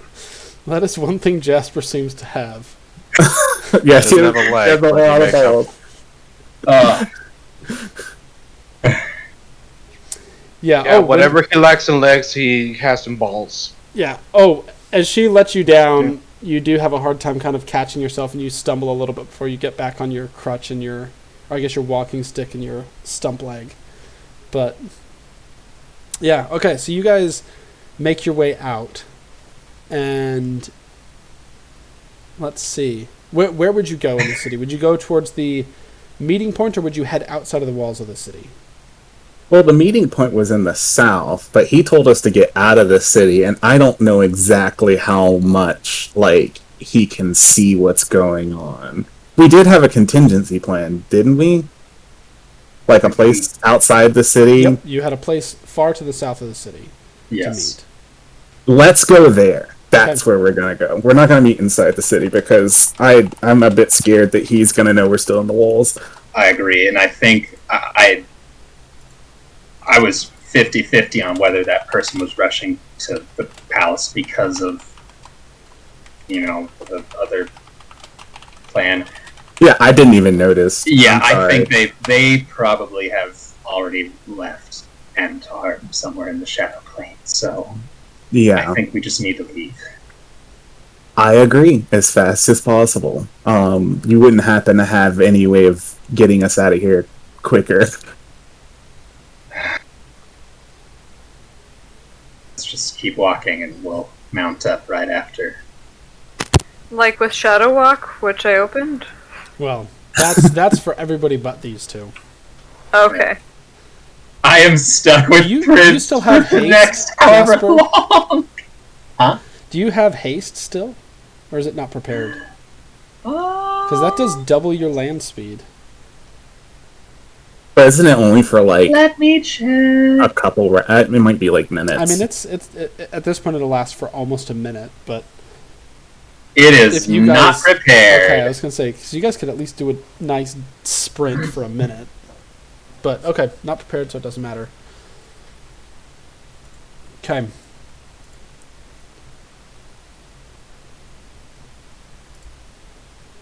Then, all right, you make your way towards the south of the city. As you get to the gate, and you pass the gate. Oh gosh. Make a perception check. Yep.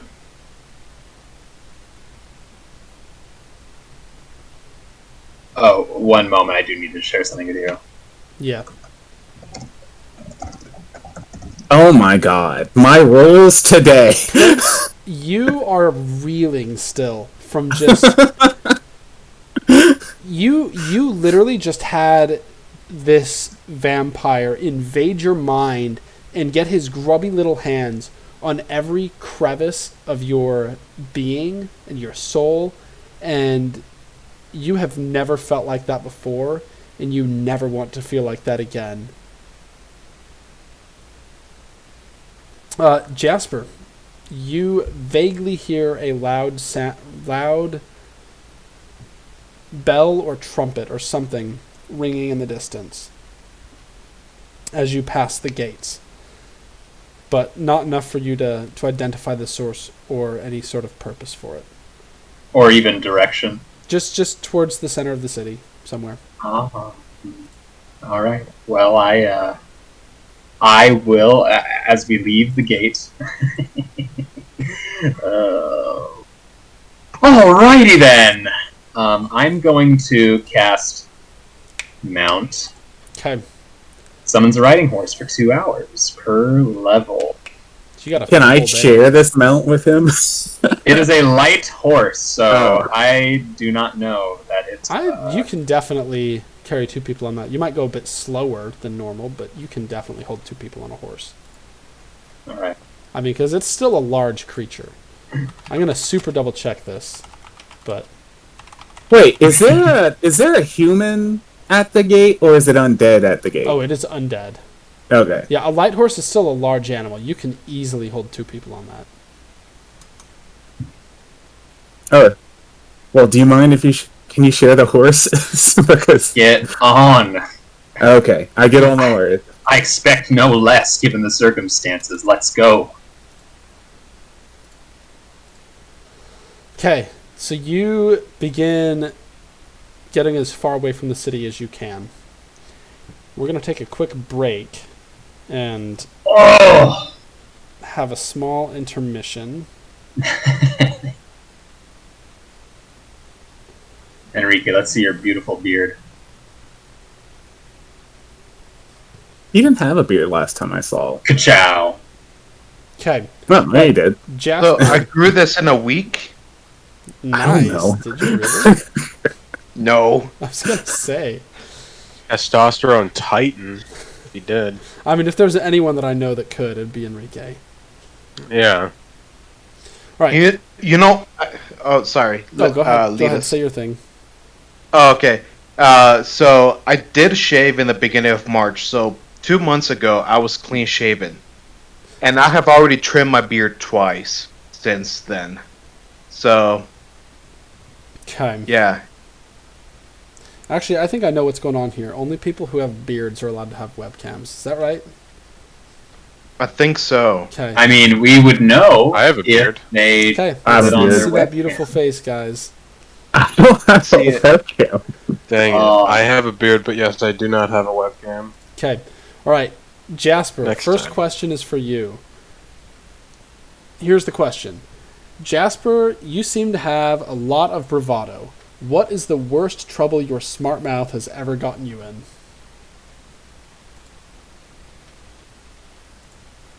The worst trouble, right? Yep. Oh. Specifically, my mouth has gotten me. Yes. What is the worst trouble you've gotten yourself in with your smart mouth? Well, I suppose when you're heir apparent to any sort of position of the royalty or the gentry, my father was a lord, and well,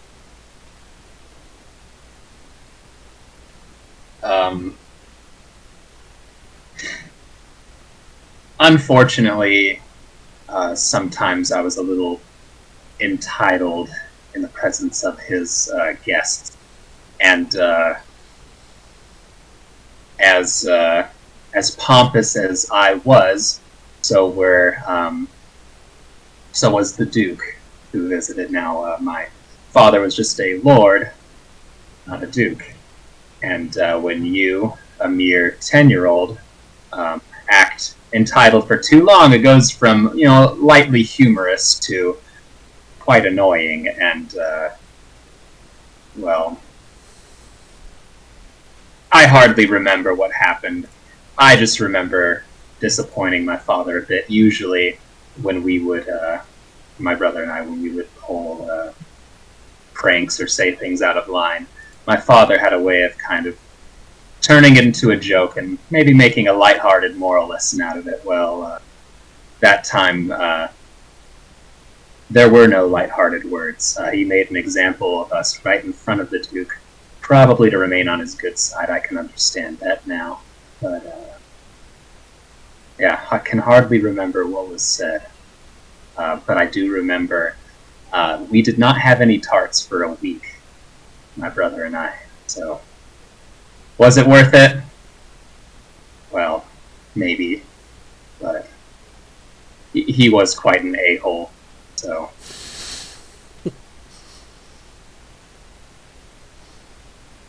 Not the best story. Ask me a question where I can talk about life experiences that are a little more recent. I am 52 after all.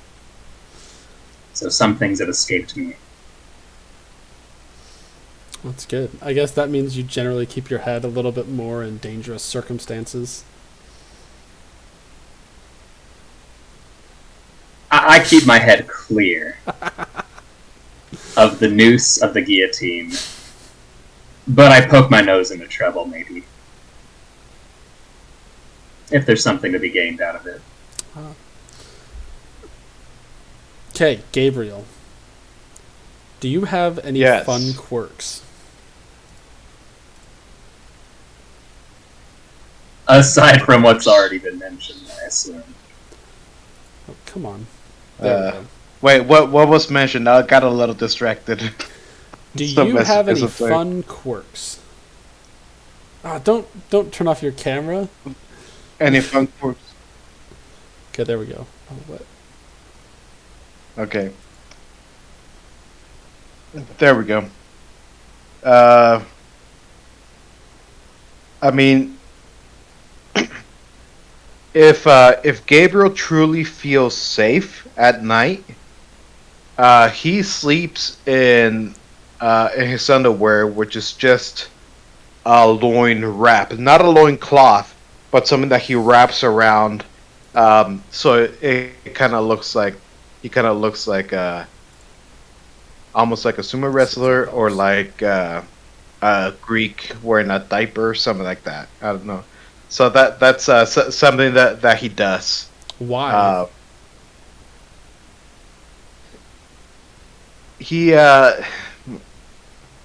He just likes to feel the earth, or and the ground when he goes to sleep.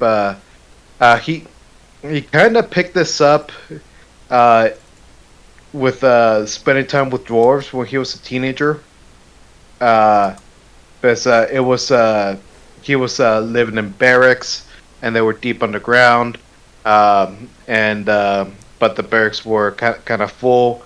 The ventilation wasn't that good, so it got warm in there. So during downtime, everybody will pretty much strip down to their skivvies and to sleep. And yeah, he just kind of, like, if he feels comfortable to go to sleep, like, and safe when he goes to sleep, he'll do that. But it reminds him of his time with the dwarves. Okay. That's what Like he he looked misses like his when he best tackled friend. Jasper to the ground. Yeah. Yeah, and see, we would do that when I was hanging out with the dwarves. Like, we would do that a lot. Like, I didn't do so well because I'm just being bros. But see, I'm taller. Like, I'm about 5'8", which is not really that tall for a humanoid creature. Like, there's a lot of humans that are tall and stuff, and half-orcs are taller or whatever. but dwarves are short. They're like my best friend is 4'9", and we would wrestle, and he always beat me because he could get lower than me because he was just shorter. Like he was almost a whole foot shorter than me. But yeah, it was just good time camaraderie. Like just bros being bros, healthy masculinity, no body shaming. Uh-huh. Oh Yeah. gosh. Okay. I think that's the end of the questions, unless somebody other than Tiger Lily has questions. But thank you, Tiger Lily, for those questions. It was a good conversation. Thank you, Fred. I'm glad that you're here. That's my friend. I appreciate the questions. Thank you. Good stuff. Yeah. I like hearing more about Gabe. I mean, like we Yeah. kind of need like that, just like masculine energy, and you bring that in for sure. Thanks, man. Yeah, I don't know. Is there any out of character questions that any of you would like to ask to each other that would fit in this for today before we jump to the results of what has happened? I got one. If you had to exclude it to 3, Nomad, what would your 3 rules for life be? You're asking me? Yeah. I'm sorry, one moment.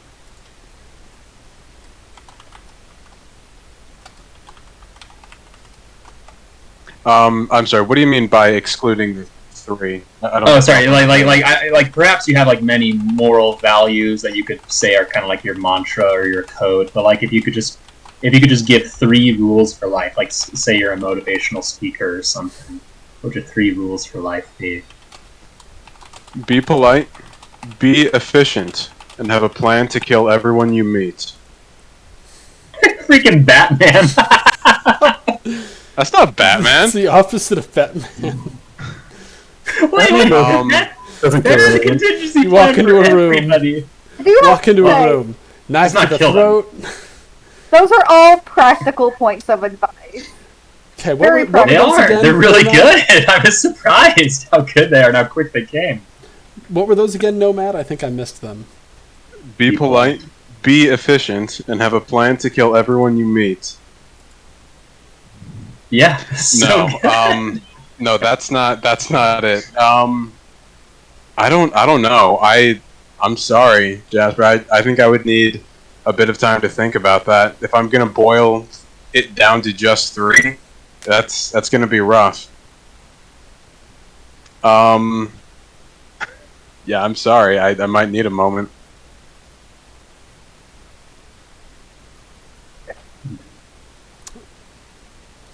Oh, Enrique, your friend's daughter is also watching.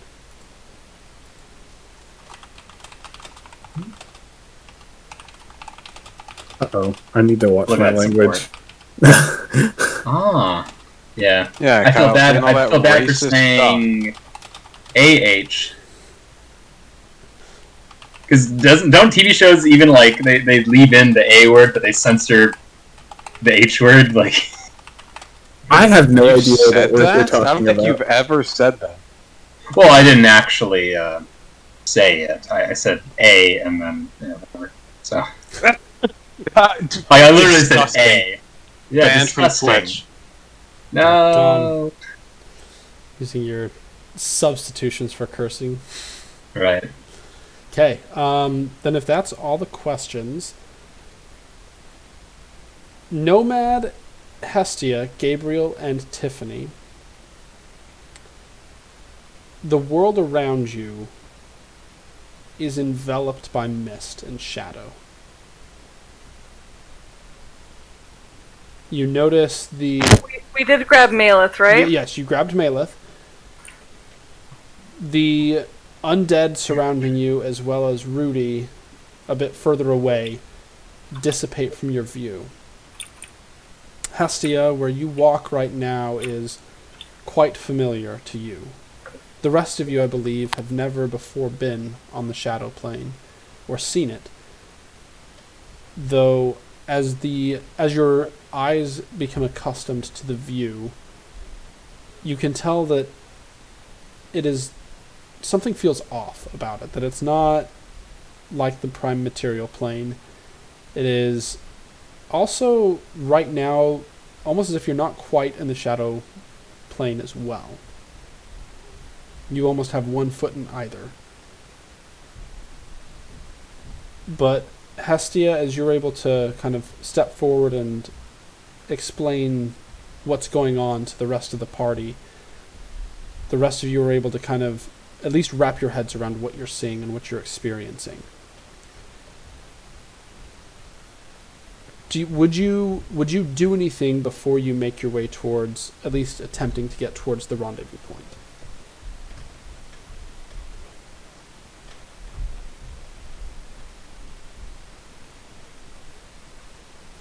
I want to check on Malith and see if she's alive. Make a heal check. Actually, can I assist with that? Yes.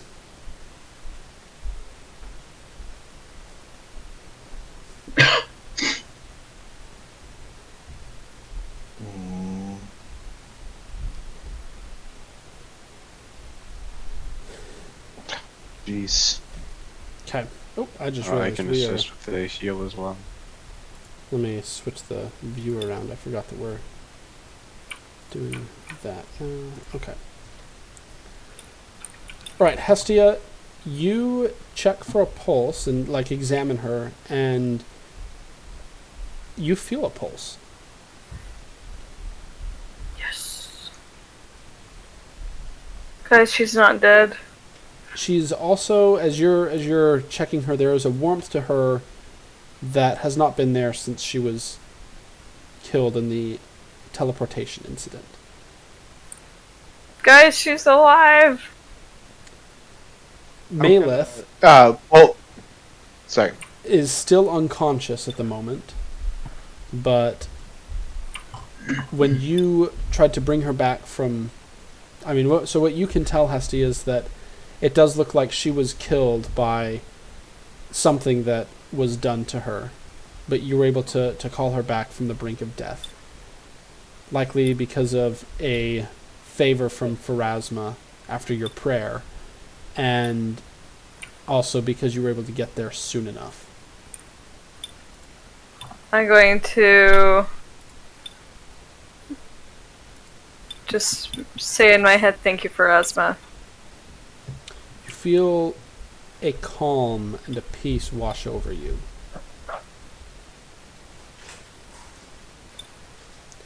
And Gabriel, you I also say sorry feel for doubting that same you. thing as well. And actually, my amulet was never truly tuned to tune out Malith. That's true. So is my amulet going off? It is not. It was Okay, while you were back in the place, but once you got teleported away, you were no longer... It was no longer buzzing. So I'm assuming when I realize it's not buzzing, there's this she's- warmth. Yeah. Oh my goodness, that relief comes in. Yeah. So, because up until then, it's like, it's not buzzing, and you're like, she's dead. She was undead, and now she's dead. But, no, it appears that Hestia or Pharasma was able to bring her back. Okay, I'm going to, I'm just going to kind of like bow my head a little bit. Because I know that it was Pharasma. I'm going to say, thank you. Thank you for bringing a friend back. And as I do that, I'm going to touch Malith's forehead and do a cure light wounds. I can't remember, Malith, as a Dhampir, does cure light wounds harm you or heal you? That's gonna harm. Please don't. Gabriel, you would know that. Oh, it harms? Okay. Yes. Well, I remember Gabriel when would know that. So Sorry, what When was she that, was- Prince? When she was rolling When she was that, Prince? when she was rolling her character, I was there for it, and it's an option. I don't know if she picked it or not. Is she here? Yeah, I'm here, but I didn't hear what it was you were asking. If it was Does we positive even- energy Don't believe heal or that's harm an you? option. okay, I heard like 3 people saying stuff at once and still don't know what I was being asked. What time? Negative energy affinity. Though they're living creatures, Dampiers react to positive and negative energy as if they were undead. Positive energy harms them, and negative energy heals them. Yeah, that's accurate for Okay. me. There might be an alternative racial trait that you can take, but yeah, it doesn't sound like you took it. I didn't. Anyway, yeah. Okay. Well, Gabriel wouldn't know that, and I would use the equivalent of Cure Light Wounds Inflict to light heal wounds. Malith. So, inflict. So Light you wounds, yeah. you use that, and it you can see a little bit more vitality come back into her as well as you do so. She still does not stir. Likely the shock of being killed again, on whatever other effects she may have been under before she was killed and brought back, are probably taking a fair toll on her. I will continue to carry her then, in that case, and I will turn to Hestia and say, how long can we stay here?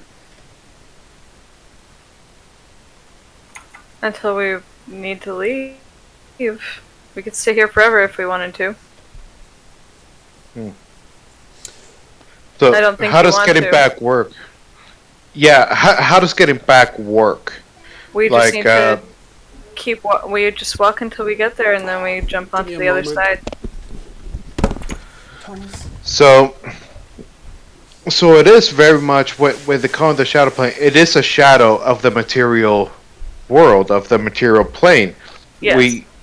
So we just walk to where we want to be, and then transfer back to the material plane, and we're at that other different spot in the material plane. We don't jump back to where we jumped into the shadow plane. Yeah, I from. can read it.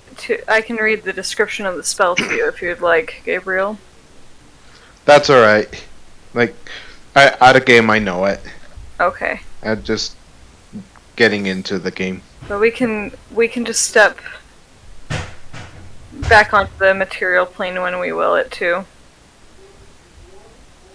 But it will be a little bit hard to get out exactly where we might want to be. That's my only concern. Then maybe a field might be best for when we get back to the material plane. In the meantime, Yes. is there anything that we need to be mindful of while we're here in the shadow plane? Any creatures that are here but not in the material plane that we may not know about? Yes, but if we are quiet, I don't think we will attract them. So make sure you're quiet. Okay. Okay. We won't have a great time if we don't. I'll say also to Hestia, well done, Hestia, for both things you did. I'm just glad that Malith is alive. Thank you, Hestia. And thank you, Nomad. You're really good at taking the lead. I appreciate that. Are you, and I'll be saying this to Gabriel, are you and Tiffany feeling alright? I'm pretty banged up. I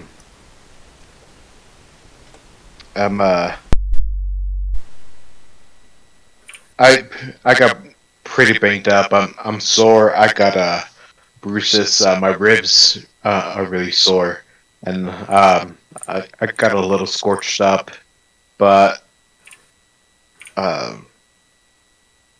besides that, I'll be okay with maybe some rest.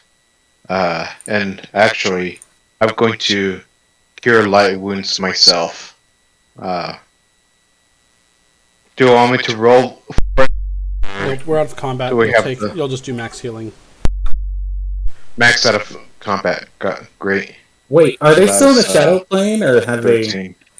come out? Out of plane. All right.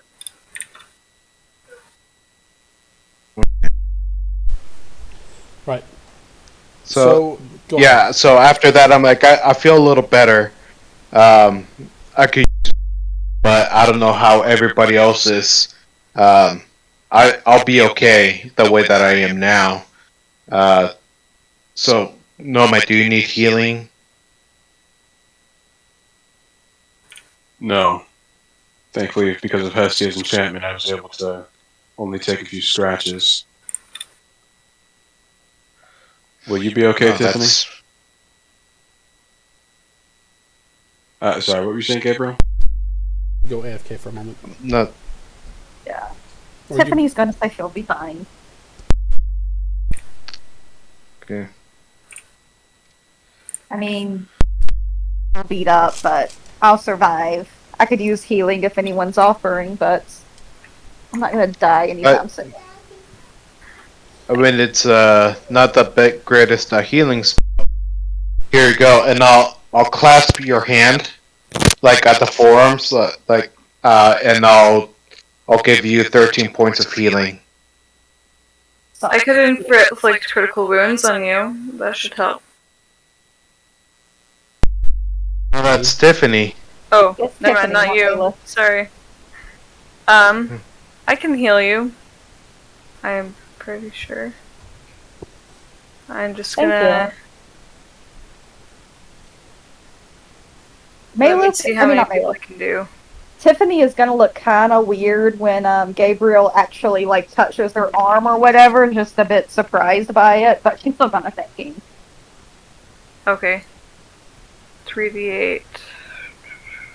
Oh, if you look suppressed by it, I'm just gonna be. Oh, sorry. It'll Sorry, just be Max I don't know healing if- out of combat, Erica. Oh, it is? Okay. Yeah. I don't know if I got too close in your personal bubble. I'm sorry. I just figured this would be a simple and modest way to. Sorry if I. It's fine. You're helping me. I feel much better than I did a few minutes ago, and I appreciate it. I'm just not used to it, I guess. Yeah. All right. Well, as long as it didn't make you uncomfortable by it either, then I'm glad. You didn't. It just took me by surprise, is all. All right. Well. Well, at least, it looks like we're healed up to a decent amount. I don't know about you guys. I'm still a little bruised and scraped right now, but I'll be fine for the rest of the day if we don't get into another fight. So what's the plan now? In which direction is Barrowain? I forgot. Is that south of the capital? No, that is due east of the capital. Okay. So south is towards whatever. Yeah.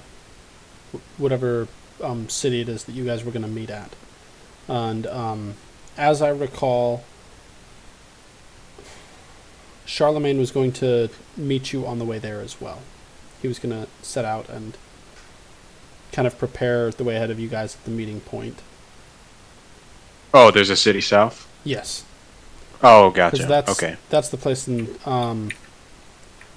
this is all stuff that you guys had talked about before, so I'm not adding anything, but that was Okay. the place that had been brought up. There's a vault there of some sort that I think both Tiffany and Charlemagne had mentioned may have something in there that could be beneficial, and I think Charlemagne had said that there's something there to help that could help with the defense of Barrowain.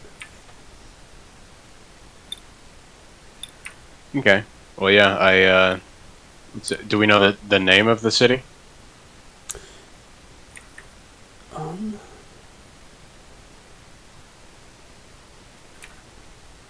I don't think that you've heard it yet. No. Okay. Well, I would just say to everybody, I think we should head south. Meet up with everybody else if they made it out.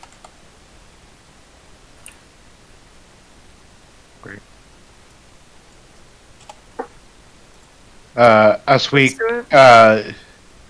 as we get up, ready to go, I'm just gonna roll a perception to get up, try and get a good look around.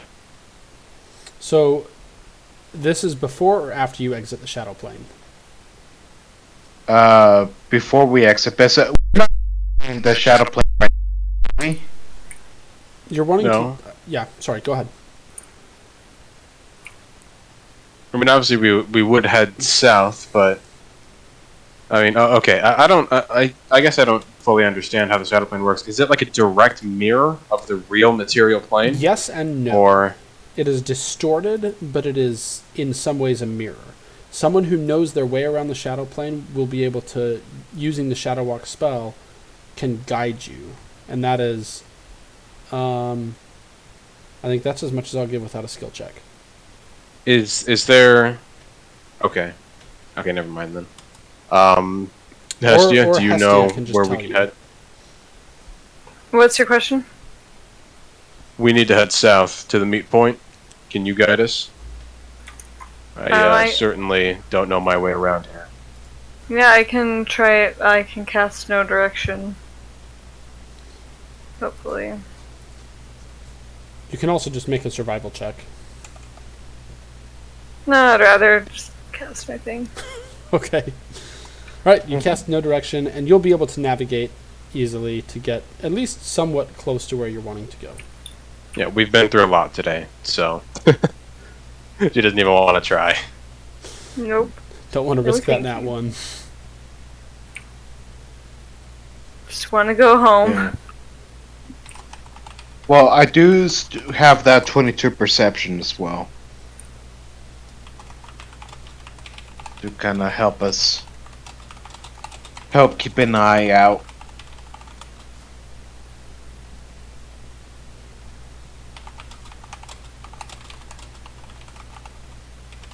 Okay. You make your way to a place that you are reasonably certain Hestia is going to put you very close to the, within probably a half a day's journey at most, to the meeting point, by foot. Okay. Would you take Great. everyone through? Yes. Okay. Does everyone go through with her, Yes. or are you going to, any of you going to try and make it alone elsewhere into the shadow plane or material plane? I'm following. Okay. Me too. Okay. So you make it Also, through. I just remembered something Yes. that I have to check. I'm gonna look at my bag. My bag of holding. I can't hear you. It opens up just fine. Oh my goodness. Okay. That's good to know. Go ahead and make a knowledge arcana check.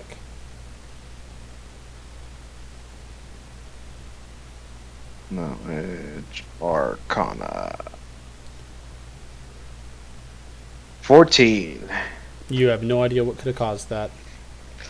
I'm just glad that it's back.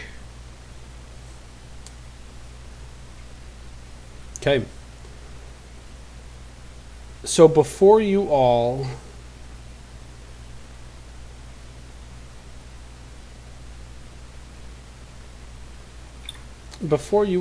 is what looks to be a small city.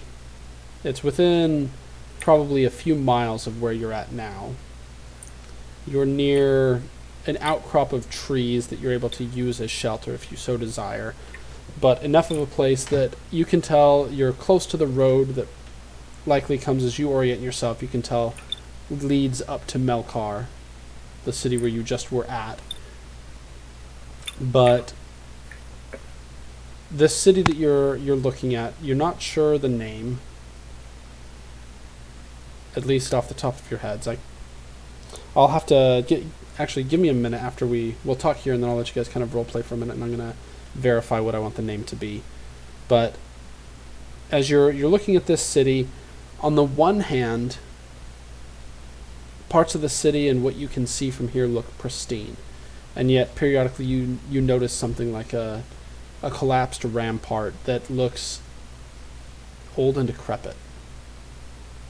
So you're just seeing this juxtaposition in what you can see of the city. Things that are obviously maintained and things that are obviously not. Jasper and Prince, by the end of the day on the horse, you're able to make your way down the road and get to a place that you actually do find the rest of your party, and so you're able to reunite with them. And you'll see the same city as well. But real quick, before I kind of open the floor to you guys to kind of just have any more interacting and role-playing together, something interesting does happen. Nomad, would you have had any, or what would you have done when you saw your companions approaching on the horse?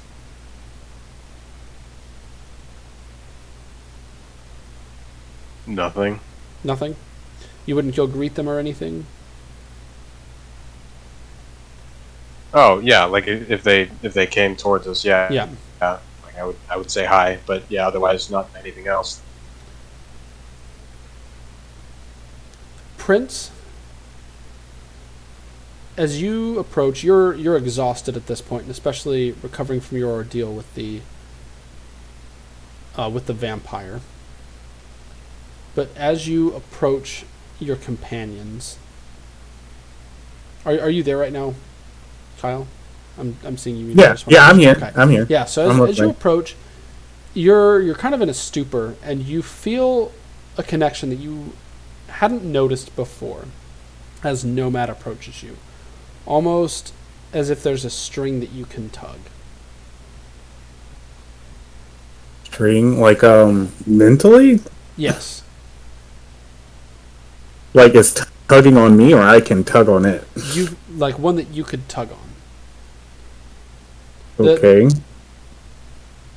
And it's one that you're not sure if it's been there the whole time or if it's new.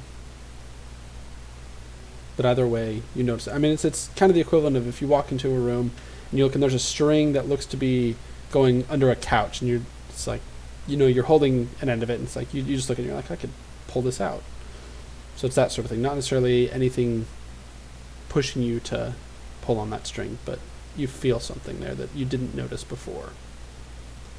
Okay, well, how close am I to the city? You're still far from the city. The city that you just came from, or the city that you're going to meet? Going to meet. Well, You're probably how a far few am I miles. away from Nomad? You noticed this when you're probably about 10 or 15 feet from him. Okay, is he sitting still, or is he moving? He's or walking towards you. Okay, well, Holding I was just trying to. Wait, what? He said, Holding Maleth still. Are you? Yeah, well, I'm not Okay. just gonna put her on the ground. Okay, yeah. So he's holding Maleth. well, I'm trying to figure out if it would be appropriate for me to get off this horse, because I don't want to tug on this thing and it be like some bad thing, and then all of a sudden I'm choking the crap out of Jasper, and he's flailing around with one leg on a horse. and That this turned out really keep in mind, this Flailing isn't a around. physical string. This isn't a physical string. Yeah, I know, but it's mental, and I just had my mind Wait. taken over, so I don't want Fair. like I don't want to strangle Jasper to death. Imagine Alright. Jasper flailing around is incredible. Well, we're on a horse too. All right, so I'm gonna get off the horse, Okay. and then I'm gonna try to investigate this. Try to make sure that I'm not too close to anyone to cause any harm. You tug on this like mentally, and something moves in Nomad's belongings. Nomad, you recognize that the staff is being pulled towards, or the save that you have that you got previously is being pulled towards Prince. You can't see anything happening, but Prince, after a moment, the stave that Nomad carries and frequently studies and stuff and such kind of jumps towards you. And no matter Can I- if you want to try and catch it, you can before it gets to him, or you can leave it. But Well, I'm obviously. I don't think I can because Okay. of carrying me out. I would just let it go. okay, So, all right, go ahead. no, just What it do I comes to you. see? You just What do I see? so Prince gets off the horse, and he just kind of has a puzzled look on his face, and then all of a sudden, as you know, Nomad is kind of standing up and kind of holding, gingerly holding Maleth. All of a sudden, the staff flings out from behind him and goes right to Prince's hand. Ah. And Can I do Prince, like a you spellcraft catch it, check and yeah, go ahead and make a spellcraft check. to figure out what is going on? Oh wow. Well, whatever it is, I mean, this staff has 2 spells that you're able to cast with it, either communal protection from fire or one other spell, and it has some residual energy remaining. You're able to charge it if you know that you can charge it if you know either of the spells, and then use up a spell slot. You can put energy back into the staff, and it seems to have some sort of connection to you. Very cool. What was that spell again? Communal protection from what? Protection from fire, communal, and I was just like, cool, staff's mine now. Yep. Yeah, over my dead body. Come on. sorry, 1 second. I have this written down somewhere, and I thought I had it out.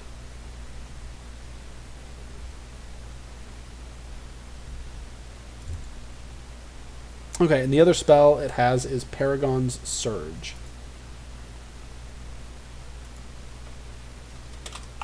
Alright.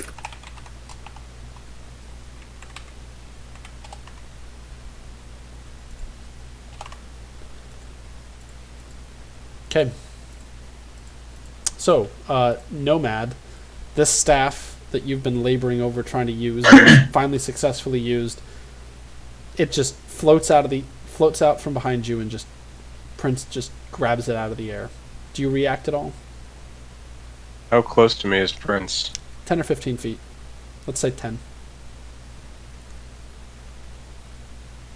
Is there something you need that for? No, I have no idea what's going on. I didn't even know you had this, really. Like, I've seen you with it, but I don't really know what this thing is for. Or what it's doing. Sense motive on that. I got a 21. He looks so confused. Is that a fair description, Prince? Yes, I am confused. I mean, I have an idea of what the staff is, but I'm It confused. was. Sorry, go on. No, good. It was the Lich Mordecai's staff. I stole it from him. Alright, so I'm gonna say ew and throw it on the ground. Okay, I will pick it up.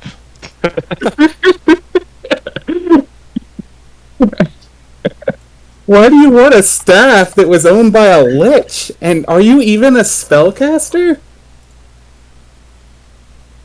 I thought I would deprive him of his powerful spellcasting implement. I didn't mean to use it. I just didn't want him to be able to use it. And it just turns out that it's been useful. That's all. Has it? What have you used it for? I mean, I have some Well- idea of its magical properties, but It can shield us from fire very powerfully. I put it to use when we were rescuing Maleth, and it can seem to temporarily grant. Not sure I know how to say this. Knowledge, I suppose. Experience. Or Yeah, it's almost, understanding. yeah, like experience, as if it took you like a technique. I would say like that it would take a martial arts master like a year to perfect and learn.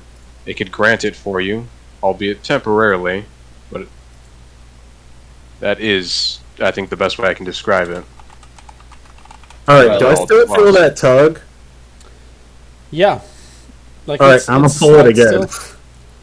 It goes right to you. Oh, I'm holding on to it though. Okay, no, you I feel it picked it tug up. towards Prince. It's you're able to. It's not strong enough of a tug, Nomad, that you're not able to hold on to it. Like it takes almost no effort for you to keep hold of it. But All right, well, Does it Okay, make do me you tired want to see the tug it? staff or not, Prince?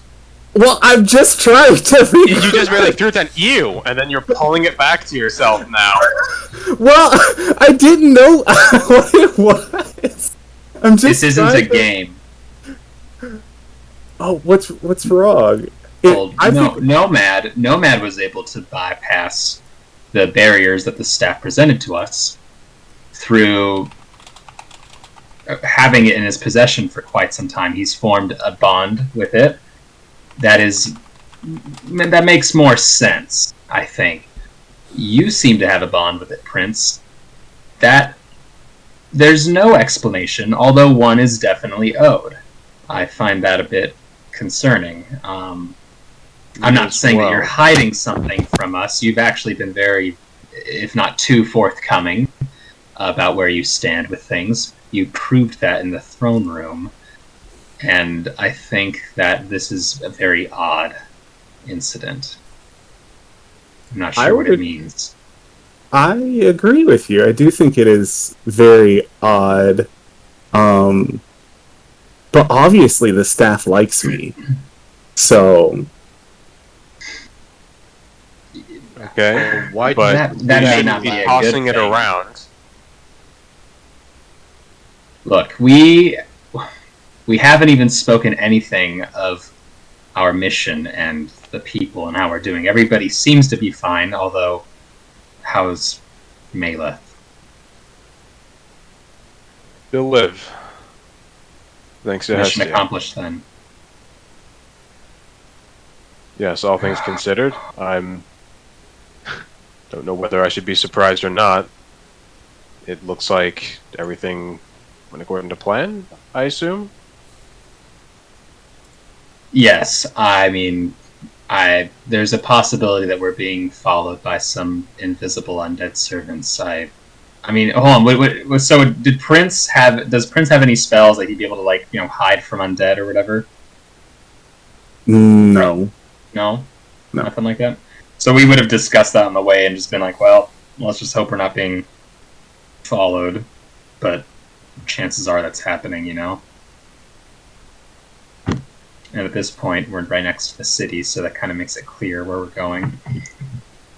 One thing we should nail down immediately, though, now that we have Meleth, is how do we prevent what happened last time? Oh, That where is she was a good abducted? Taken. She's no longer undead, so she can't be taken. What? What makes you They think she's took no her longer as undead?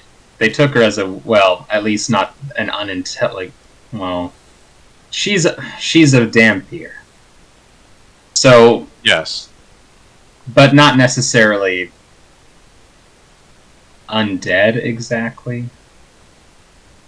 She was a zombie. Sin's magic made her a zombie with act, but a zombie, therefore the command undead spell was used on her, made her a willing participant to be teleported to Zelkir. At least that's what I gathered from the situation. With her being just a Dampier, I don't think that would happen, at least not so easily. Okay. You're probably right that we could. There could No, be some I mean, extra safeguards in place. Yes, but I do trust your assessment, Jasper. You know much more about this than I do. I just know that we probably won't get another shot at getting her back You are if correct. she's taken again. I Yes. would also. I think we need to. Jasper has a mission to take care of in the next week. Yes. Considering that. speaking of which, real quick, you did notice the field that the king had indicated that you should meet at on your way to the south. Okay. So, sorry, go ahead, continue. I feel that we should probably find a way to make sure that the king. I don't know if I feel like calling him the king, Pietro. Yeah. We need to find a way to stop him from spying on us so easily. If we are going to, which also coincides with maybe protecting the place we're at now, because I have a feeling that he is probably just waiting to see where you've hidden this thing that he wants from you. Ah, yes. The thing. Mhm. Yes, the thing. By the way, what is the thing? Let's just say that we're moving towards the point that we need to be at while we're discussing. That's Which, cool by with the way, everybody. the city, Just to make sure. Nomad, you recognize the city as the foremost military outpost and city in all of Zelkir, at least prior to everything that went down. Before you all, as you've gathered together, and I think that's you'd probably find Charlemagne after not too long. He's somewhere nearby, and your gathering would have drawn his attention. But before you stands the city known as Fort Frolic. And that is, to your knowledge, the next place of interest where you might find some assistance or some answers. Okay. Wait, sorry, you said we find Charlemagne? Yes. Okay. And can you spell out that place so I can write it down? There. Do we notice? Are we there? Are we approaching? You're approaching. You're a couple miles outside of the city itself. We don't notice any undead in the surrounding area or any signs of undead.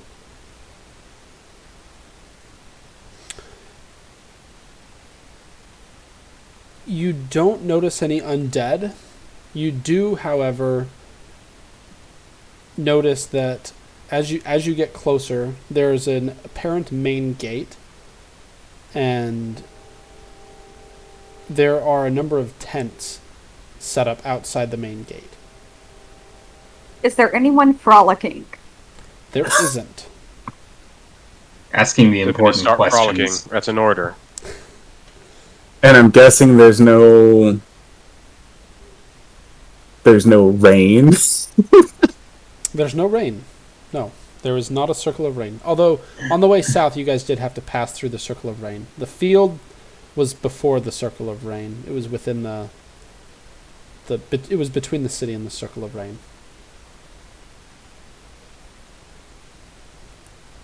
Okay. And for Is your information, Tiffany- Jasper, there was a small farmhouse at the field as well. But anyway, All right. I'll ask Charlemagne. So what's the status here? I got here just a couple hours ago and scoped it out. I haven't seen any activity, but that city has an eerie feel to it. This is where I was first trained when I joined the army. But something seems different now. Not in the same way that Melikar was, but something else.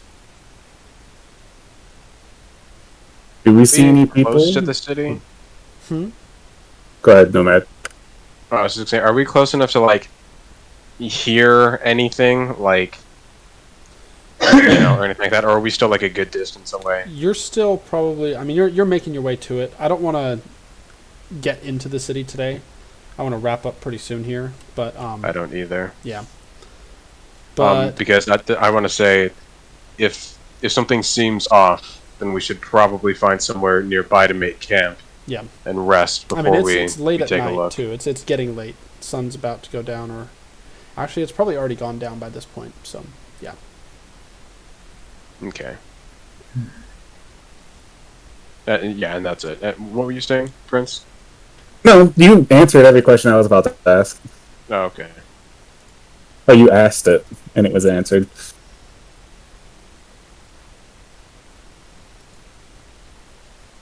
All right, so we don't see any indication of people or any sign of eeriness other than Charlemagne's feelings. Nope, just that parts of the city seem to be, from the outside, parts of the wall seem to be very well kept, and then other parts seem to be not kept at all. Does it look like it was breached at all, or just like in disrepair? Breached. And the I parts where it's see. breached are, at this point, overgrown with vines and not refurbished, but at the same time, there's a flag flying elsewhere that matches what the city should have as its flag.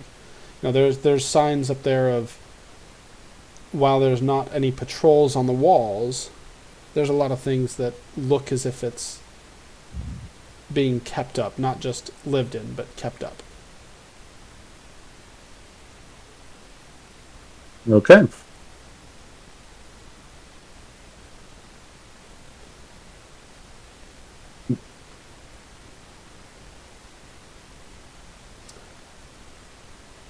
As you, here's where we'll end tonight. Would any of you go toward the tents at all that are at the front of the city, or at least outside of the entrance? Mm, I personally would caution against that. I don't want to get anywhere near there. I'm willing to, talk to you guys about it though, but I don't know if that's a good idea. I don't think it is either. This is starting to feel like one of Malachi. That's his name, right? Malachi? The Necromancer? Alexander Cullen was the... Okay. Sorry, I'm thinking about something else then. Alexander Cullen. This feels like some of his work. Yeah, I sure. am That is a not good going point, to get actually. near, If- but I am going to take on my spyglass to have a better look from a safe distance. So this roll is a +5. I'll So give him 24. guidance as well. Okay, so a 25 then. Gabriel, Nice. as you are Thank pulling you. out your spyglass and you glance around, you notice several figures standing. Or would you be looking out at the tents? Yeah.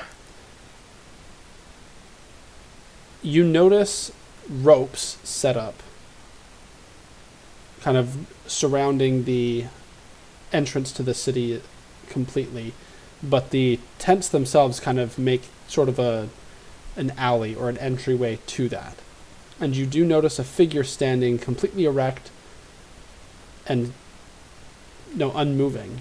You watch for a good amount of time, and it looks just like a statue just standing there, though it is in bright clothing. And while you can't make out details, it looks to be a person, not a statue, though it is unmoving as a statue. And it is right out in front of the tents, almost as if greeting any visitors. I relate this to everybody as I'm seeing it, and then I'll take the eyeglass off my eye and just say, I think it's undead, and I offer the spyglass, like if anybody else wants to borrow it to have a look themselves. I'll take your word for it. Yeah, I've seen enough stupid undead today. Yeah, and Another this one of is Cullen's twisted exhibits. that's what it's feeling like to me as well. It Probably. feels like approaching that one town we did before. Although, by your description, maybe this is the exhibit. Due north of here is Zelkir, and due north of Zelkir, or I don't know about due north, but I believe somebody mentioned that north of Zelkir might be where the Necromancer Mordecai operates. Maybe. I can't remember where I heard that from. Maybe I'm just imagining things. But Hmm. yeah, I mean, this would be quite the exhibit. May as well set up your base of operation. Make this your home base or something.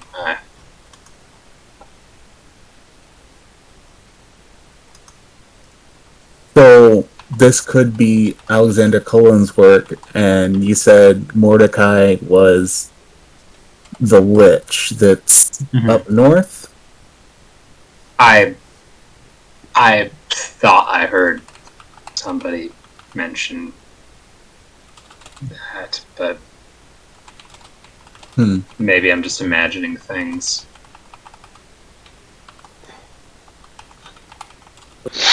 Well, have we decided what we're going to... I'm not sure... I'm not sure what to do about Alexander Cullen's work, or do you think that he would be in this? Do you think he'd actually be inside one of his creations? He seems to just make them and abandon them. And I'm not sure what their purpose is, so I'm a little hesitant when it comes to figuring out how to approach things like this. Last time we did, we just left it.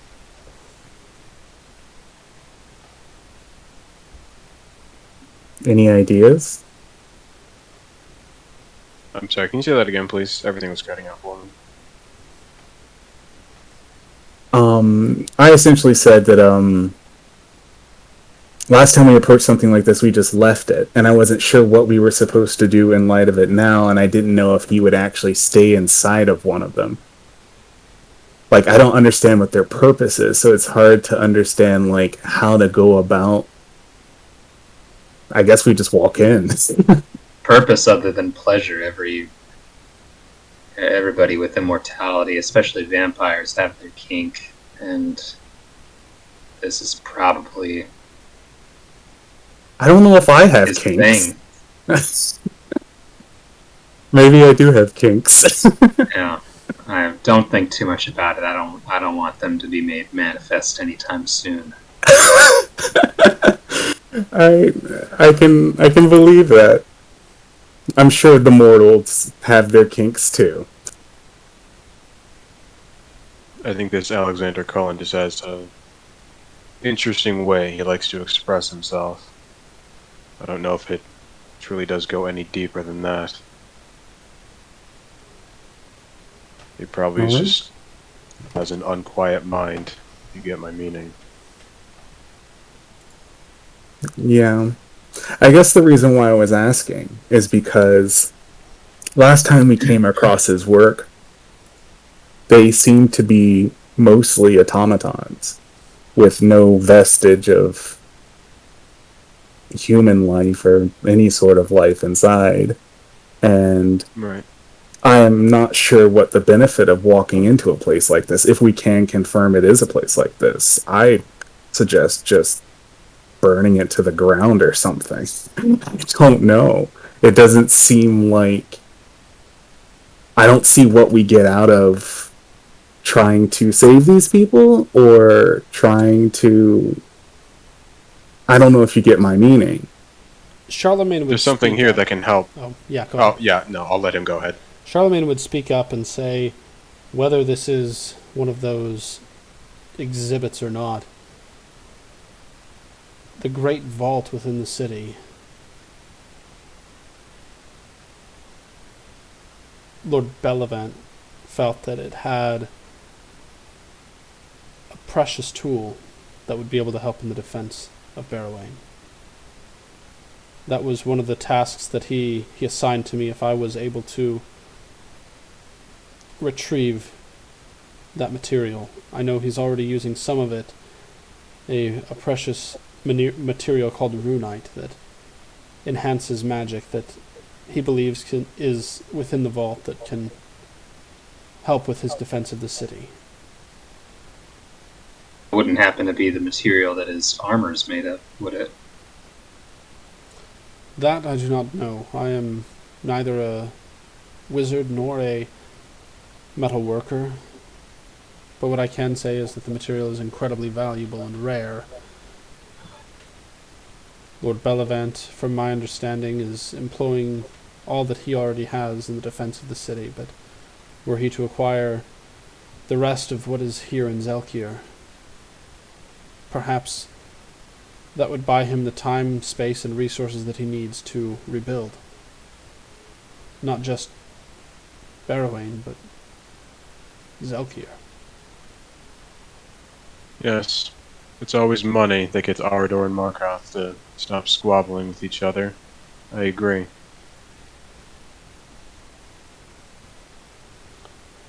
We could get a lot of help from this. Even considering that, but Well, maybe there's a. Seems you guys did a successful heist recently. I don't know if that's the correct approach for this because it seems like someone's inviting us in. Well, But that's I'm another not- one of his exhibits. All of them have been harmless so far. That's true.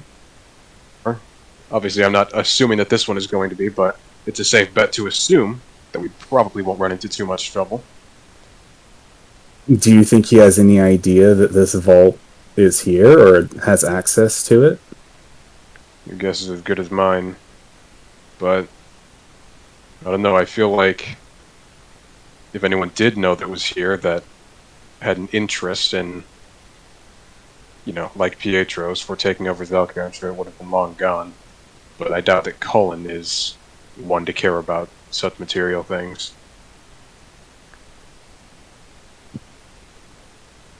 he's the historian and scholar that he is.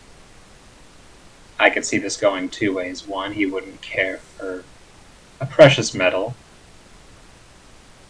and he would actually be appreciative of us leaving his exhibit intact. Or two, he would consider the vault and its metal inside as part of the authenticity of the exhibit. And were he to find out about our excursion, he'd be rather furious. But either way, I think we could use some rest. Yeah, I agree. But before we rest, I do have one question for you, Jasper. With your knowledge of Pietro, it seems like you guys were well acquainted. Are you familiar with his other companions? Again, like Mordecai and Alexander? Do you know how well they get along or what their relationship to each other is? It seems like they're allied, but No, nearly anyone of consequence that I knew among Pietro's companions, well, maybe I phrased that a little odd. What I'm trying to say is any one of Pietro's close companions or associates that I really know, aside from Emmeline Tempest, they've already been disposed of. I'm not familiar with well, the that's necromancer that or is the a artist. the people that you had in association with him that he has killed. How close to him were they? Is he in the habit of betraying? Oh people no, like this? I not that he killed them. My associates and I killed them. Okay. That makes more sense. Alright, so... Okay. I was just trying to figure out if there was a way to maybe use this to our advantage. If we're going to meet Pietro in a week, it might be useful to at least have something other than us to deal with him. I don't think we're meeting Pietro in a week. I think he meant what he said when he hopes to not see me again. I think he Didn't he say to meet him outside of town in a week's time, or did I miss Jasper it? looks to the rest of the group and says, "You weren't there. I have a meeting with Pietro's lieutenant, Emmeline Tempest, a week from now.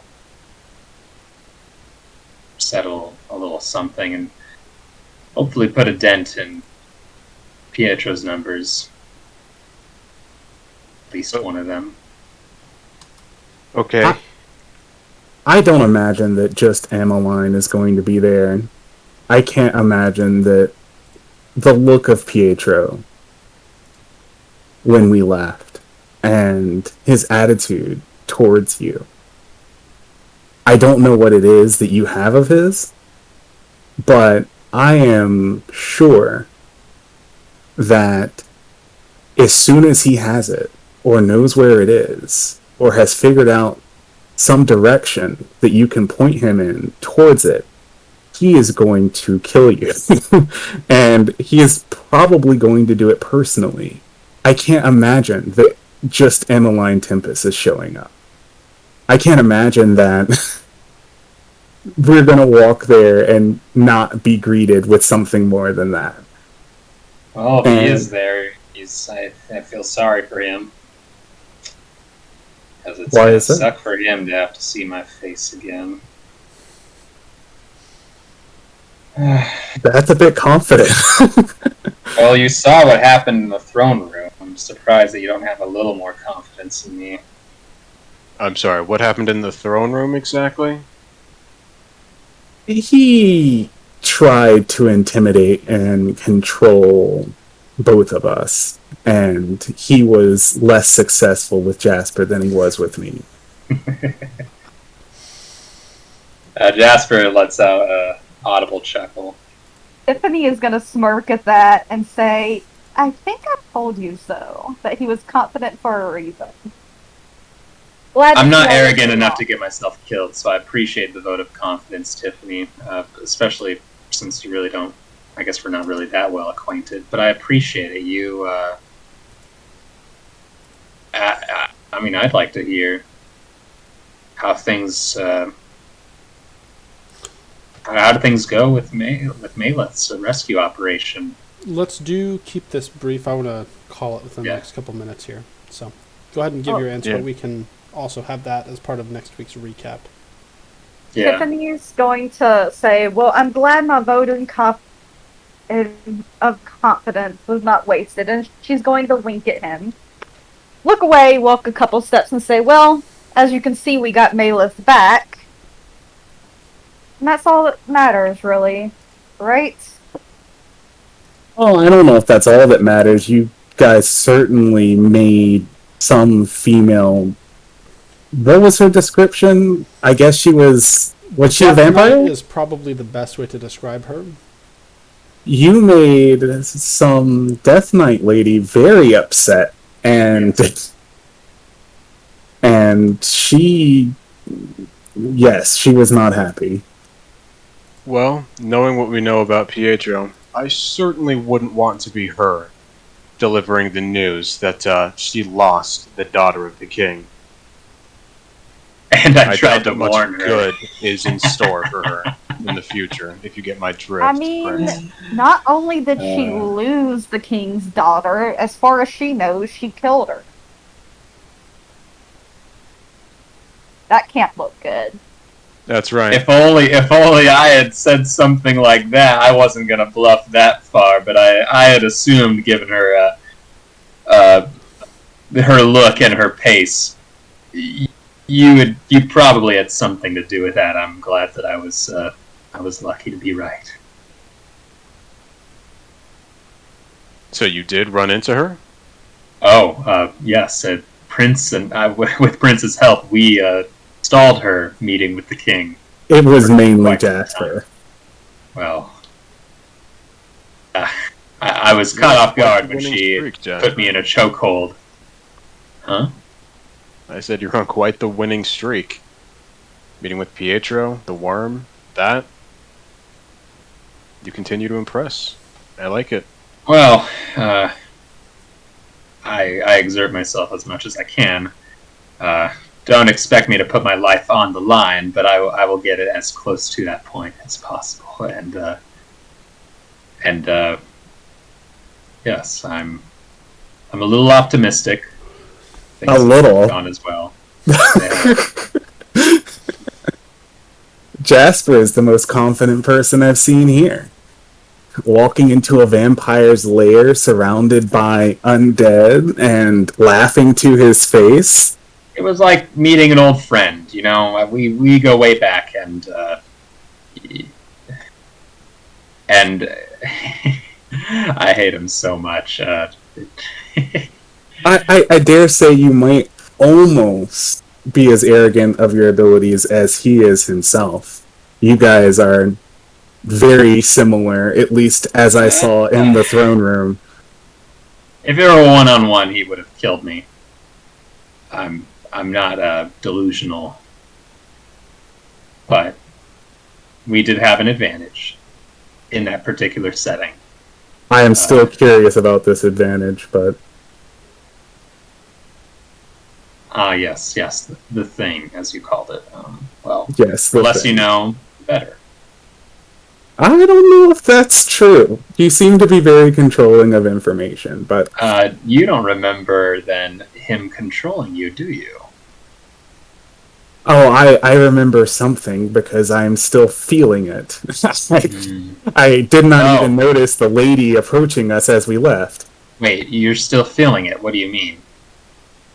I mean the fatigue of it.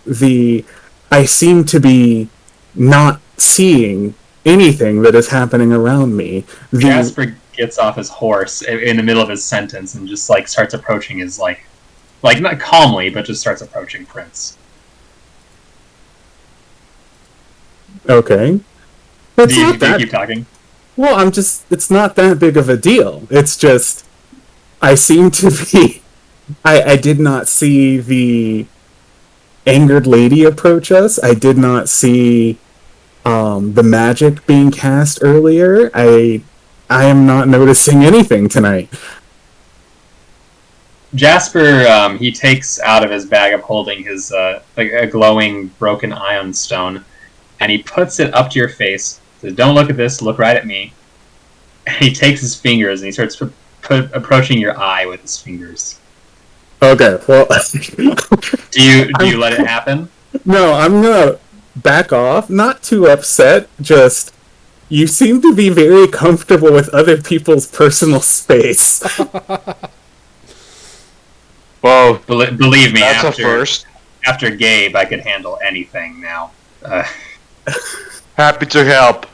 Being tackled by a man in a loincloth. Yeah. You are the... Rap. I'm sorry, Gabriel, forgive me. You are the That's most alright. confident, one-legged man I have ever witnessed.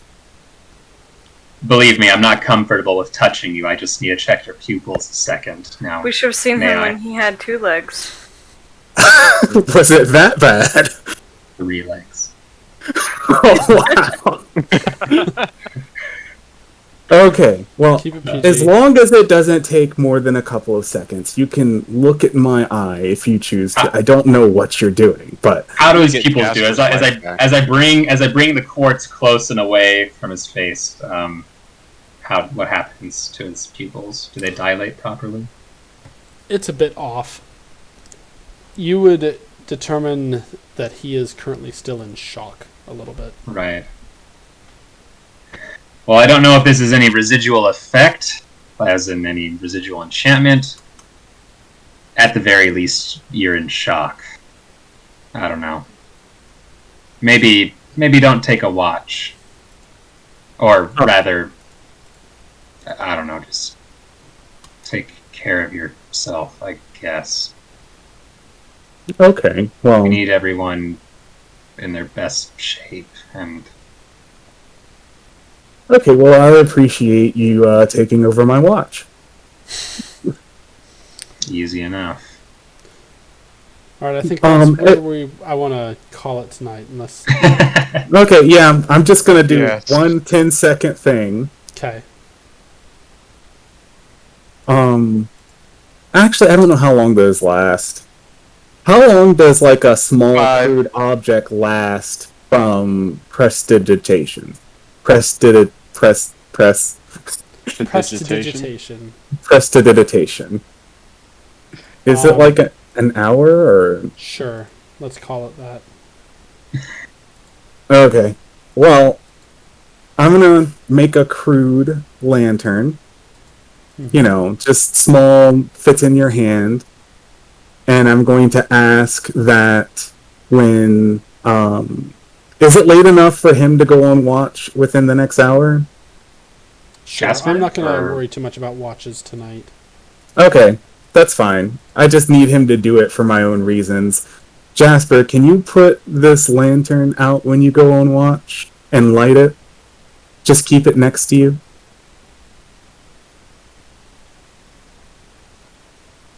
What's it to That's you? weird. That is It's a weird. very strange request. Well, it's just it's to make sure that the lost find their way.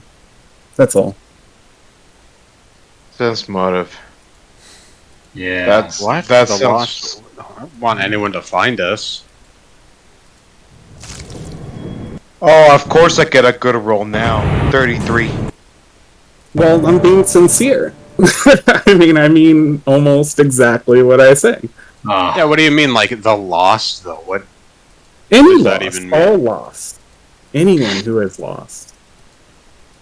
Like murderers who are lost that are looking for their next victim? Yes, don't put the lantern out. There's no reason for us to have a light that people can see. It's only going to last maybe an hour or so. An It's- hour? These are like dedicated spies that could be following us. I don't want a lantern to be out for an hour. It's a very... Look. You all Uh-huh. have symbols of Pharasma. You Not carry me. them around. Nope. Yeah. Some of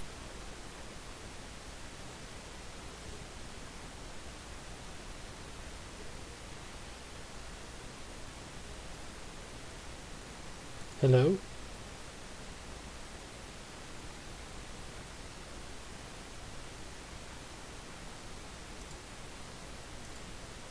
oh, Whether or not you like her, she has at least been useful. And Very ironically I respect useful. your decision to not like her, but please remember to at least respect ours in following her. I'm sorry, you talking to me? No, I'm talking to Prince. I do respect her. The whole reason why I was bringing this up is for that respect. This is just something that I'm doing for Ashava. It's a very small request. It Well, is a here's the small thing. one. Or who? I once followed a group of a young group of rebels where they were trying to learn necromancy. I followed them for 8 days, and one night they had a lantern on for just half an hour, and I was about a mile back. And during that time, I kind of drew a map, and I made sure I had the right coordinates to get to them. And in just half an hour, I was able to track them, like very quietly, in the dead of night, and also to slice their throats. So that was just half an hour of them having a small light. Like, I'm just concerned that we're going to attract unwanted attention. I don't have experience in this realm. I don't Do they think need you to have find experience it? in this realm. Well, Yeah, I do I have agree. some experience. I know that Pietro does not want to kill us because they want something from... Well, but Jasper. are you experienced in the shadow plane? We're not in the shadow plane, though. I thought we still were. Nope. No. Left. No. Oh, okay. Well, still. So, my point is, I don't think... The point is still the same. There's things that would be looking for us in either plane. It doesn't matter. I think that Gabe makes a good point, and that is just an unnecessary risk, especially when the entire city seems like it's a buzz now with what we've done. I mean, we And- did I'm sorry, upset a Death Knight, like, a lot. Do And we we stole stuff. Go ahead. Okay.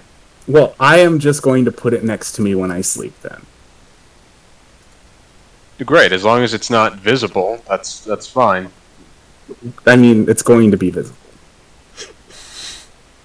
You're going to put it outside of the tent, or It's just going to be next to me, visible. We'll handle that next time. I didn't think that this was going to be such a point of contention, but You're trying to give away our Spies position. looking for us. We need to hide. We can't. I don't even know, like, Good what night, even everybody. are you trying to... Hold on a second, Jake. I have an answer to your question. Do you want to hear it? yes. Do you want to, or... Yes. Okay, yeah, so if I had to say what the three were, three tenets to live by... What's going on? Oh, I'm just excited. I would say personally, you can never assign more value to any one person than you can another. Everybody is always equal. You should always be true to yourself and your own beliefs, not anyone else's, especially not a god's. And lastly, I would say that it's important that you always do your best to be compassionate, because I believe that compassion is the enemy of every evil desire. Okay. Yeah. So these are my beliefs. So I'm going to put the lantern out. Okay, and my beliefs are I don't want us to be found by spies, so I will stomp the lantern. Gonna make a strength check real quick. Okay, that's a 25 strength check. That thing is evaporated by that stomp. That thing, like, like it is so utterly destroyed. It is dust. It is actual dust. I can prestidigitation at will, and I can do it, every round? So I can also. What does it mean for that? I am going to, every 6 seconds, make a new lantern. Make a CMB to bind and restrain Prince. So that's for the grapple. And then this will be for the bind. Does that work? I'm gonna presume. What's your yes. CMD, Prince? Are we gonna escalate this? Are we fighting over a lantern? I think he just. There's no fight. I've already subdued you immediately. I am going to climb a tree, sit like kind of sitting in a branch, and tie myself to it, kind of like Katniss, Hunger Games style. Because I'm like, you guys are not going to kill me. I'm being persecuted for my Prince religion. is not going to kill you. You mean? Prince is bound for the night. Okay, I will gag him as well. And I will sit on top of him for the entire night. I will not sleep. Why are we binding him? He did put out the lantern. That was funny. Yeah, that's good. He stomped on my lantern. Gosh. Alright, I think you mean I evaporated it. I sent those lanterns into the Shadow Realm. Thank you for that, Jake. Well, I'll On whisper that under note- my breath. Yeah, I think that's where we can call it for the night. No, I don't actually bind you, but we will talk about this next session. My gosh. Before the morning happens, just know, under my breath, I pray to Ashava so he knows that I tried. 20 minutes to get out of the Shadow Realm and meet up with your party. 30 minutes to discuss the lantern out at night. D&D at its finest. Oh, It is the absolutely. smallest, pitiful 2-inch lantern. Anyway. You realize that at this point, Gabriel is full mode on, hey, don't make noise, don't draw attention, you're gonna give away my position. That's the mode that Gabriel's in right now. Okay. Well, we If can go you can this do that like inside of the tent, for instance, that is 100% okay. But we shouldn't be hanging a lantern out where we're camping. I So mean, let's surely talk you see about the it next. tactical risk. Just gonna go in front of the tent. Like, it just has to be visible. Why? For who? For what? Are you trying to guide them to our position? Who needs to see this lamplight so badly? The people who are lost. I traveled the outer Wow. realm. Thank you. What's your There's camp no director do to years. call Why everyone's didn't I attention? agree to this sooner? What do you mean the Let's people that talk are next lost? week, guys. Literally, oh my. Okay. No, I've never I've played never D&D been with I'm you. lost. gonna, I'm gonna end the Thank stream. you. Thanks, everyone. Never We playing love you D&D for again. watching. Never Thank playing you. Pathfinder with you people ever again.